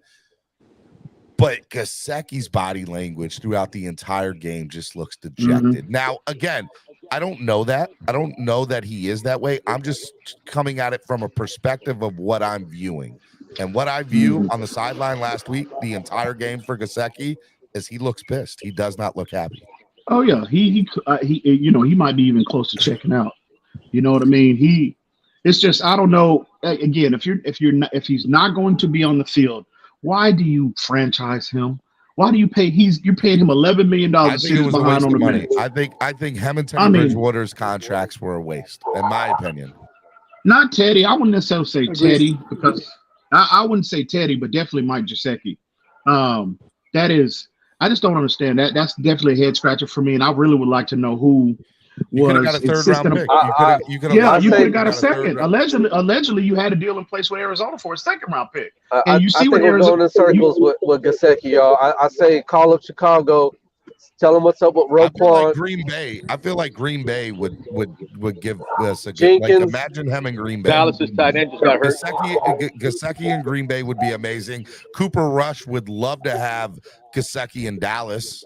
But get something back. By the way, and people are like, how are you guys talking about getting rid of a star maker? Because he's not being utilized in this offense. So if he's not here, let's get rid of him. Like that's how I view it. He's clearly not. He's clearly not in your long-term plans. So I would have I would look to be trying to move him at any chance I got. It's like going to war and you don't want to use a grenade. All our tight ends because none of them are producing.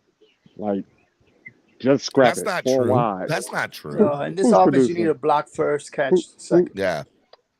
The numbers aren't there, but that's because what are y'all watching? I mean, Durham Smythe. I love Durham Smythe, man. I absolutely you can love him, but he's doing very poor. He's been doing very poor. To me, I mean, look, his numbers don't show that he's productive. But he never puts up big. I'm talking about blocking. He's getting tossed to the side by safeties. Well, the whole O-line, the entire O-line has been vastly underwhelming this year. So that's do you blame Chris Greer for that, or McDaniel, or both? Both. I believe it because we were sold again. We were sold all last year. These were good enough moves to improve. Exactly, it was all about coaching. Bringing in a guy like Matt Applebaum was absolutely. I was praising his praises up here. Matt Applebaum from Boston College. College is not typically a top 25 offense team, and their offensive line was top 10 in the entire college football. Like, there's something to be said of that. We were sold. Hang on. We were sold that with Flores, the ineptitude in terms of the O-line that we saw last year was 100% the lack of. It was Brian Flores' inability and his coaching staff inability to get these players coached up.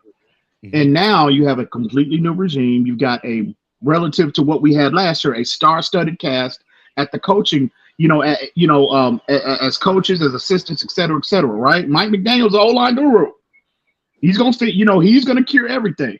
And now we have the O-line. You can make a case that they are performing worse than what we saw last year, and also look at the talent that you brought in.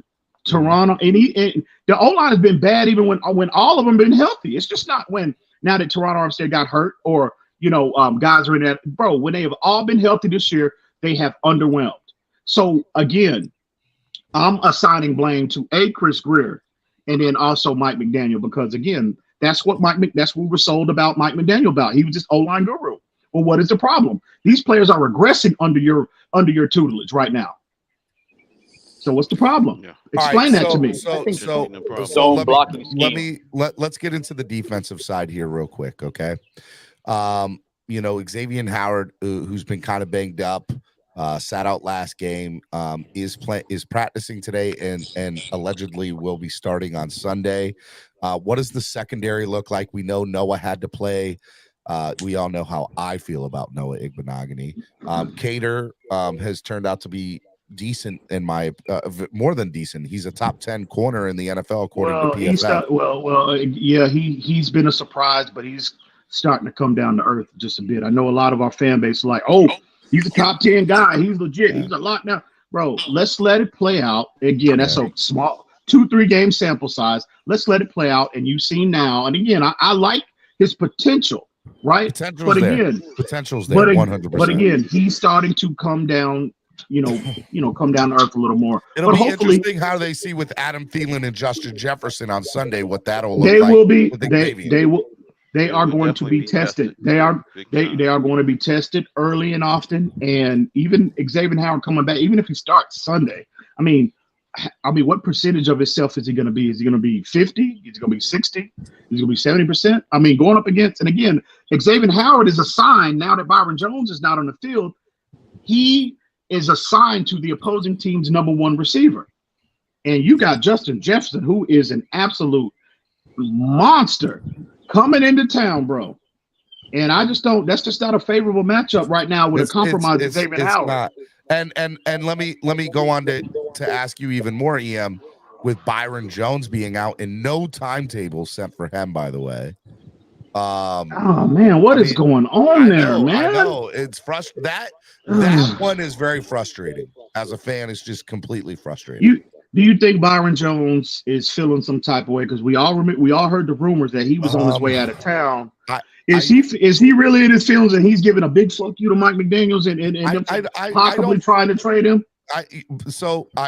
Two things. Number one, I had an issue with somebody saying that to me last week when they brought it up to me, and now you're bringing you're a totally different person and it's saying almost the same exact thing verbatim. That is, he have a beef with the Dolphins? Does he have a beef with McDaniel or Greer or whoever? I don't think that's the case personally. I think he's really hurt, but the reality is I was told that he would only be out 1 to 2 weeks, right? At the beginning of training camp. And they put him on the IR just to cover their butts. And now we're going into week 6 and we still have no timetable for him. So somebody lied to me about him. That's all I know. Somebody straight lied to me about what's going on with him. And what is it? His Achilles? What is it? A knee or Achilles or what? I don't know, but I know he's not on the field, and the best ability is availability, and we give Tua crap all the time for that. So we need to be having that same energy for Byron Jones. Package him and Gesicki. He's stealing money. Package both of them for something. Well, I know one thing. We better get that win on Sunday. They got to win on Sunday. Well, let me finish the defensive side real quick. So, what about the linebackers? Channing Tindall has not been getting playing time as much as I would like. And he got a tackle last week. he got a tackle last week. And Von Joe's favorite, Landon Roberts. He's been getting a lot of playing time, and he has what are your thoughts about the entire linebacking core right now, Ian? Oh, it's underwhelming to say the least. You know what? Again, Jerome Baker. Again, no shade at Jerome Baker, but we know if anybody been listening to me for any extended period of time, you know how I feel about Jerome Baker, the player, right? And right now, he's all three of them. Duke Riley, a lot of that preseason hype that came with him during the preseason. I mean, he's not living up to that preseason. To all that preseason hype earlier in the season, right? All of them are underwhelming, all of them. And it's just, again, this is typical. But I think a lot of what the Dolphins do, up front in their front seven, bringing, pressure, being crowding the line of scrimmage. Now that you don't have Byron Jones and Xavier Howard compromised, that just, if you don't have those guys on the in the secondary that can cover, it just really handcuffs you in terms of how you scheme teams. And we all know what our flavor, what we want to do, right? Consistently, we want to line up, we want to crowd the line of scrimmage, we want to bring, exotic blitzes, we want to do all of that. But if you don't have guys on the back end that can cover consistently, you cannot do that, right? To the level that you would like to. So I just think with the line, with Byron Jones and Xavier Howard out, we have to be a little more conservative, right? These linebackers have to, they're put in a more traditional, in a traditional role where they have to read and react and respond. And that's just not the strength of any linebacker that we have on this roster, right? They are, all of them are, they're not 2 or 3 dimensional players. All of them have a specific skill set. They're like, they're one dimensional, all of them. And they're different. All of them have a different skill set, but they're one dimensional. So if you can put them in that situation where they're, when you're crowding a line of scrimmage, you assign Jerome Baker to a gap, right? And you just basically telling him, for 60% of the game, we're just going to blitz you and blitz you, in an A gap or even off the edge or whatever. However they choose to deploy him, they can handle that. But now, when you have to be more conservative and you have to, play more zone and you require that second level to really be instinctive and being able to diagnose what the offense is doing, well, that's where they struggle. And that is what you're seeing now. And you look at the pressure percentage compared to last year, it's like night and day right now. And again, you can lay that, you can assign that, and you can attribute that to Byron Jones being compromised and Xavier Howard. And also this to the portion of the fan base that was so quick to get rid of Byron. All right, you're seeing that man's value right now. Now that he's not in the lineup, you're seeing his value right now. So I encourage all of those people that wanted to get rid of him and saying he's not this, he's trash, he's whatever. We are seeing Byron Jones's value to this defense, to this team. So we will see once he gets healthy, hopefully he'll be back sooner rather than later. Once Xavier Howard gets healthy, I think, something, Steven, real quick, in regards to the defense, I was talking to TD about this. If you go back to last year, if you go back to the year before, the defense has started out slow. And if you go back and you remember, if we can all remember for a minute, okay, our secondary was compromised last year. Byron Jones, as well as Xavier Howard, were hurt up until week 6. A lot of people said that they shouldn't even been on the field. Mm-hmm. Raekwon Davis got hurt the first or second series in that New England game. That's your foundation right there, completely compromised. And again, just like last year, I think that contributed to the slow start that we saw in the first 5-6 games. And now we're seeing it's like history is repeating itself. We're seeing that yet again. So in terms of the Boyer hate, and I know a lot of people are frustrated with Josh Boyer, and I get it and I understand it. But let's just wait and we get all components back healthy. It's close to 100% as possible, and then we can better assess who Josh Boyer is as a play caller. But as of right now, I mean, it's concerning when you don't have the philosophy. We all know what the philosophy is on defense. If you don't have those guys in that back end, bro, you're just going to have issues, more issues than solutions. And that's where we're at right now. But Sunday is concerning. This is where the run game, that's what I was going to say earlier, Stevie D. This is where Mike McDaniels needs to earn, this is where we need to see him in terms of his perceived brilliance, right? And his ability to as a run game coordinator, as a run game guru, we're going to need that Sunday. Because I think, again, considering we're compromised on defense, you got a rookie, and I love Skylar Thompson, his ability. We know how I feel about Skylar, but he's still a rookie. 7th round pick, he's a rookie right now. So the run game is going to be paramount Sunday because we need to play keep away. Let me ask you, if the Dolphins lose on Sunday, for whatever reason, are you hitting the alarm button? I'm not. I'm just letting you know. If they lose Sunday, Sunday? Yeah. No, I'm not hitting. Listen. By the way, I don't think that they will. I really think that they're going to win. I think they have everything no sense they of need hitting to the win. alarm button. But you can keep it on standby, though. Because you're still, because you're still five. At the end of the day, button on standby.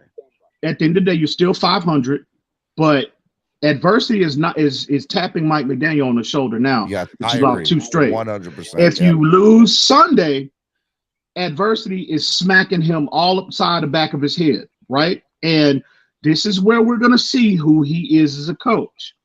When we're 3-0, when everything is good and you're 3-0 and everybody's, oh, he's a genius. We told you he was going to do this and he's a miracle maker.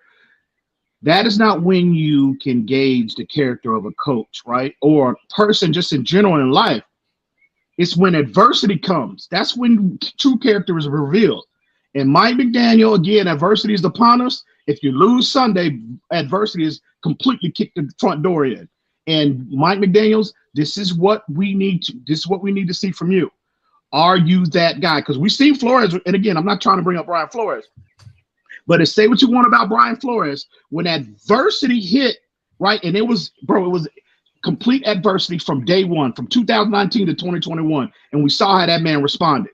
Now you're up, Mike McDaniel. I want to see how you respond now that, and again, look at the circumstances. You got injuries on your team. Again, this is typical NFL level issues, right? You got to have contingencies in place. You got to have contingencies on top of contingencies in place in the event you fall into a situation like we've seen the last 2 to 3 weeks. And again, how you respond, right, is going to, how you respond to these adverse situations will clear that picture up on exactly what type of coach you really are. So we'll see. Now you're up, Mike McDaniel. And that's what I want to see on Sunday and even beyond. Because, we're going to have, this is the NFL. Players get hurt. Players go in and out of lineups. This is the NFL. Last question I have for you, Ian. If Skylar plays well on Sunday, is Tua come back the following week, or do they let him sit another week and let Skylar play on Sunday night against the Steelers? No, me personally, Skylar can come out and throw 5 touchdowns on Sunday. I'm still going to go with Tua the following week because, again, got to finish his evaluation. That's true. But also the status as a team, we're in win now mode. We have to get to the playoff. We have to get to the postseason. And if Skylar, we can 100% forecast rookie growing pains to any player, especially playing that quarterback. So I think as a team, our status as a team, we don't have time to be worrying about rookie growing pains, right? I got that. So right. Tua is the more established guy. Tua is, he obviously just experience alone. Tua has been playing the best out of all 3 options. I'm going to still lean on Tua in that type of scenario. All right, man. Miami Sports Music's #1 Miami fan morning show. Clock Blockers right here on the Miami Sports Music Podcast Network. It was supposed to be Wildin' Out Wednesday. It got a little crazy there for a minute, but not too much today. 90 likes, 123 people watching. We're going to wrap up. We're going to do final thoughts of the day here. EM, I'll let you go first, man. Final thought of the day and anything you want to promote, man. Make it happen. Man, I just want to say, bro, Stephen D, it's always a pleasure when you let me come up here and rock and be able to dialogue about our team, bro. And y'all, I like your points of view, man. I do. I like your points of view. I think I don't agree with everything you always say, but I think that you're very when you're able to get out all of your points and be able to say, this is the reason I see it this way. I think, and I'm not blowing smoke up your ass. I'm just telling you, I appreciate your points of view and I think they're valid. And you real bring quick a knowledge before he to leaves, I got to interrupt real quick.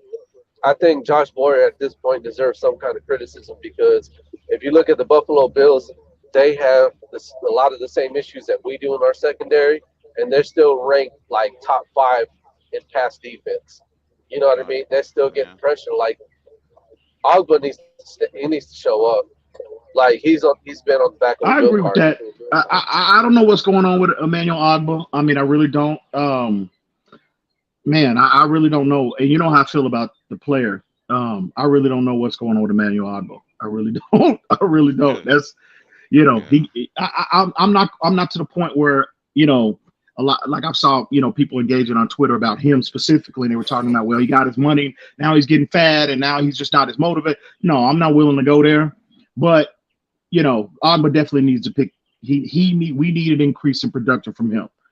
And really Sunday. I should call Solo and be like, Solo, text your boy Emmanuel. Let him know we expect a better game from him this weekend. But yeah, Stephen D, it's always a pleasure, bro. And salute to everybody in the chat. Salute to everybody in the building. Y'all always, showing up to show Stephen D and Miami Sports Music, the second best morning show. Dolphin Centric Morning Show on YouTube. The second best. Next to Big Fans. Salute to everybody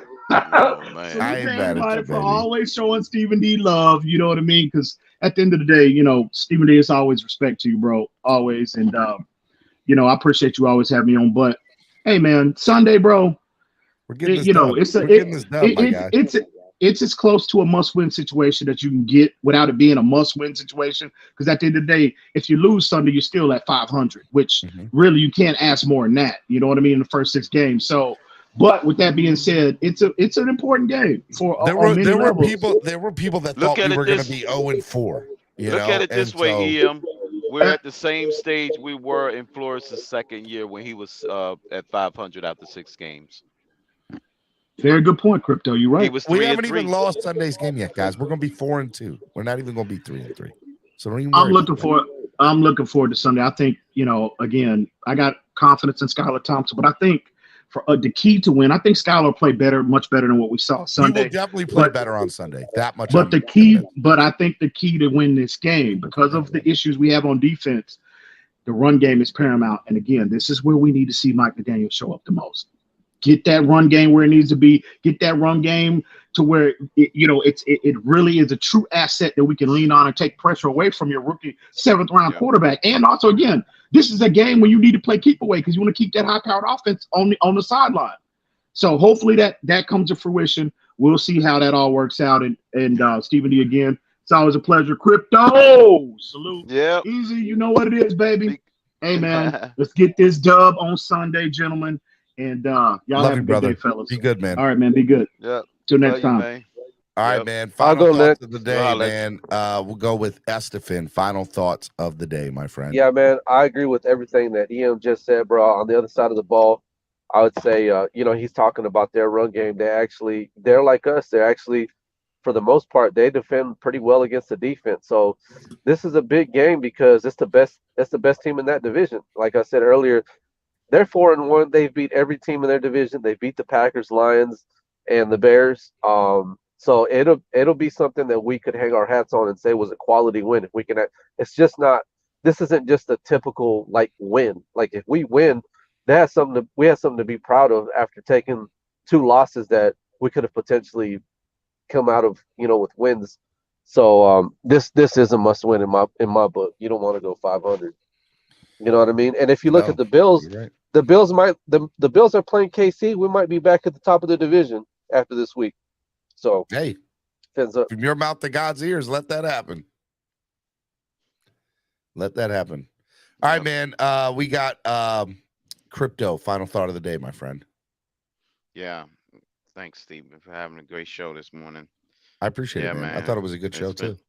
It's been good, man. It was good to once again enjoy what we could have enjoyed at that game at MetLife. It was wild. The parking lot freaking Wi-Fi sucked, but it did. I was really upset about the pregame show, man. You have no idea. Yeah, I was upset about that. Yeah, it was. It was bad. I'm like, this freaking is unacceptable. Couldn't get no connection. I was bad. I couldn't get none on my phone neither. Well, I think what I'm gonna do is I'm bad. gonna have to put down the money to do the hotspot. You can get. Well, I mean, I have hotspot on my phone, and I've never had an issue. And supposedly, somebody told me one day the hotspot on your phone and the hotspot that you can buy, there's no difference in between the two. So I just need to do some more research and figure out about this mobile hotspot stuff because the mobile hotspot is supposed to work. I don't know why there's it some didn't that's work. dedicated. Well, that's all it's for. Dedicated mobile hotspot. I know. I just for like RVs and campers and things like that. Yeah. Like it can get an RV version to kind of have dedicated for guys that travel with big campers and RVs, and they got much better antennas inside of them. So maybe that'll work. I need to cell look into phone it. is smaller, right? It was bad, but yeah, it's pretty good. This weekend, hopefully Miami doesn't have that problem with their parking lot. I've never had an issue with Miami, so we've never had an issue there. My phone has always been able to handle it. So. Yeah, you would think, being close to a big city like that, you should be able to get something. In New York, God forbid, man. I don't know what it is, but it pissed me off. But anyways, final thoughts, man. It was good. Yeah, man. I'm looking forward to the game, man. I agree with everything Estefan and EM was saying. We have to be balanced when it comes to, when we do something good on offense, back it up on defense. Just don't let it be no domino effect, spiral out of control. One missed field goal leads to 21 unanswered points. We can't have that kind of spiraling and unraveling just on one bad play by one side of the ball or another. We just got to get it done. I'm glad that the coach cleared it up. I was happy when he said, okay, this is the order of things and this is what we expect, when it came to Skylar and Teddy, and kind of put everything in the clear. He kind of cleared up everything, so it won't be no guessing on who he expect to play on Sunday. So that's been clear. So we got to support Skylar now. Now he'll have most of the reps. So now it's no excuse really to not be prepared for the Vikings because they are a good team. We can't go into this game calling them trash because they're a first place team. So it's gonna be a good win, Steven. If we win this game, it's it'll be something to lift our heads up. That'll be 2 first place teams we beat in the last 3 weeks. So think of it that 100%. And look, and if we beat them with a third string quarterback, you already know. Like it's exactly. Come on, man. Exactly. We beat them with a third string quarterback. That actually, I will go on and put that as just as a good a win as the Buffalo win, to be honest with you. Yeah, Because they're 100%. because the Vikings look at it, they're It'll be 100% healthy. and that's They what ain't we got want, nobody. right? At least we know that they ain't got no key players injured on their team. So that will be just as respectable of us beating the Bills. You know what I mean? So that'll be a real good win for us. And that'll be a good win for McDaniel too, because they'd be like, okay, I coached the kid up. He fixed all his problems. He rectified all of his jitters, and he put his foot down, and then he got the job done. Yep. He gave us the opportunity to win, and we won. So that'll be a good victory all around. So I'm looking forward to being there. I'll be in the building. Oh, you know what, Steven? I was going to tell you. Yeah. You know, every game I've been to, at least one team score had a 40 burger. Well, hopefully it's the Dolphins this time. That's what I'm saying. I'll be in the building. So guess what? I'm Hopefully it's expecting the a 40 Dolphins this time. burger. Exactly. You were there for Baltimore. You were there for this. So it's the Dolphins' turn Exactly. again. It's the Dolphins' turn again. Now it's the Dolphins' turn again. And I'm just telling you, if that Exactly. happens, you can't go to no more games this year, just to let you know. Yeah, I know. Especially if we give up 40 points. Oh God, no. Yeah. If we get 40, then y'all gonna have to pay for me to come to every game now. No, well, that ain't happening. So get out of If here, we Crypto. score I love you, 40. man. Be good, man. All right, I love you, man. All right, Miami Sports Music's #1 Miami fan morning show, Clock Blockers, right here on the Miami Sports Music Podcast Network. I hope you enjoyed today's show. I enjoyed it. It was a lot of fun. We got a great show lined up for you tomorrow. Throwback Thursday.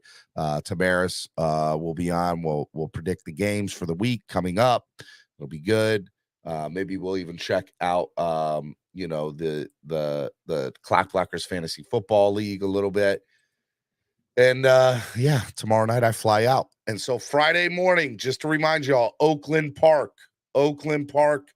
Dirty Sportswear in Oakland Park, Friday morning, live show. Would love to see you all there. As many of y'all as I could see.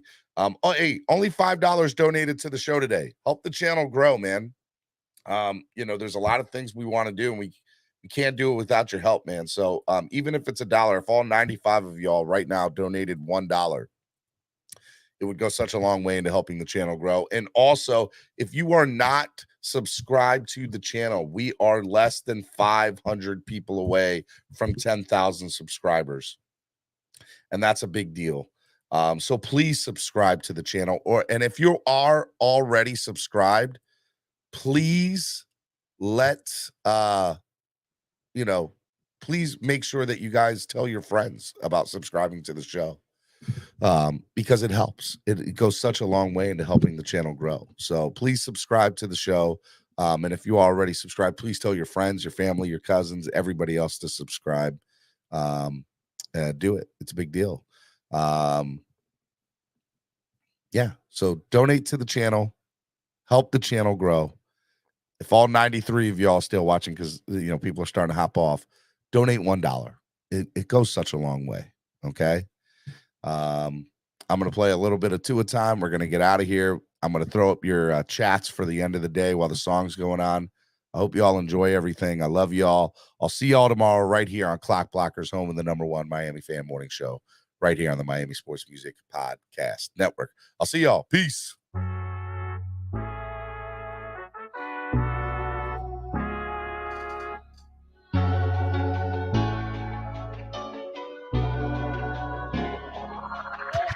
I know the whole city riding. A little early, it's a bit surprising. Business moves, now we enterprising. Switch it up, now we improvising. Go to get in the winter column. Whole squad been trained to go. Fence for life, we throw the foe. Singing this just to welcome bro. To a time, to a time. Time to grind, time to shine. To a time, to a time. To a time, to a time. To a time, to a time. Time to grind, time to shine. To a time, to a time. To a time, to a time. My intuition told me this. To trust the coach, he holds the gift. He knowing when to go with fits. So we knowing when to switch. This year we got the golden pick. Time to see what that pick about. Bad vibes get sent out. Only fans up in this house. We been waiting, yeah, we been patient. Now it's time to cash out, no discount. Super Bowl, yeah, we en route. I don't know when, but it's close. I don't want to overhype, but I just know I like it. So excited, he gon' notice now. You should notarize it. They say Tua from that rock. Shout out to Samoa and Islands. Time to lay the smack down. You think he Dwayne Johnson. Time to be the people's champ. Hit him with the people's elbows. Sit together like it's Velcro. You think you could stop us? Hell no, all day I dream about sports, I think I need some shadows. Custom with some Dolphins colors. Just to Donate to the channel, help the channel grow. Thank you, Blake, for the $1 donation. Let's keep the donation going. Come on, dollar change. Let's go. Go to get in the winter collar. Whole squad been trained to go. Been for life, we throw the foe. Singing this just to walk and bro. To a time, to a time. Time to grind, time to shine. To a time, to a time. To a time, to a time. To a time, to a time. Time to grind, time to shine. To a time, to a time. To a time, to a time. To a time, to a time. Really hope he the man. Hope we found us a gem. Like the Heat found Bam. Wanna take time to thank Fitz, cause he put on a show. But the young man up in the whole city know. Time to catch all the blessings. Cash out on the vest. Ball out, don't choke. Fins want all the smoke. Chris Gregg gave hope. Coach flow like spoke. Dan Marino still a GOAT. But to a man on go. Watch to a man throw. Watch to a man scope. Watch to a man dishes that we never ever seen before. Fans up, let it win. Born ready for a ring. Maybe 3, 4, 5, 6. It's damn week, use 10. I know the whole city riding. A little early, it's a bit surprising. Business moves, now we enterprising. Switch it up, now we improvising. Go to get in the winter collar. Whole squad been trained to go. Bins for life, we throw the foe. Singing this just to walk and bro. To a time, to a time. Time to grind, time to shine. To a time, to a time. To a time, to a time. To a time, to a time. Time to grind, time to shine. To a time, to a time. To a time, to a time. So low, so low, so low, deep. So low, so low, so low, deep. So low, so low, so low, deep.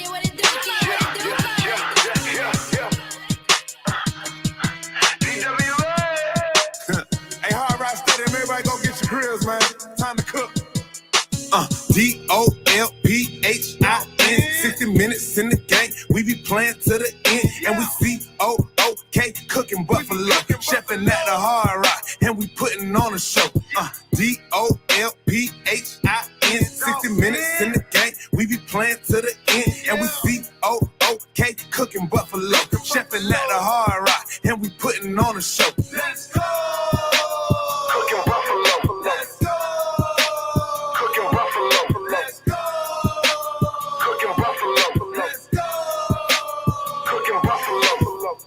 Fresh up off the wind, we was down but made it back.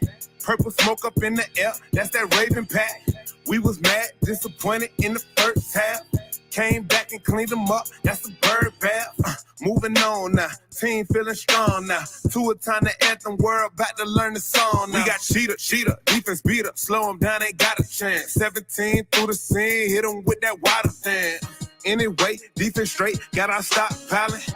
We gon' dig a big hole for him and Josh Allen. Thank you, Blake. I appreciate it, buddy. Week Sunday, we are not smiling. Get your grills and make them hot. Flame them like that yellow light. DOLPHIN. 60 minutes in the game. We be playing to the end. And we COOK cooking buffalo. Chefing at the Hard Rock. And we putting on a show. DOLPHIN. 60 minutes in the game. We be playing to the end. And we COOK cooking buffalo. Chefing at the Hard Rock. And we putting on a show. Let's go. Cooking buffalo. Let's go. Cooking buffalo. Let's go. Cooking buffalo. Let's go. Cooking buffalo. Hey, man, McDaniels, he's gonna need a wheelbarrow, man, for his nuts to carry around, man. He got a lot of cocoa on it, you know what I'm saying?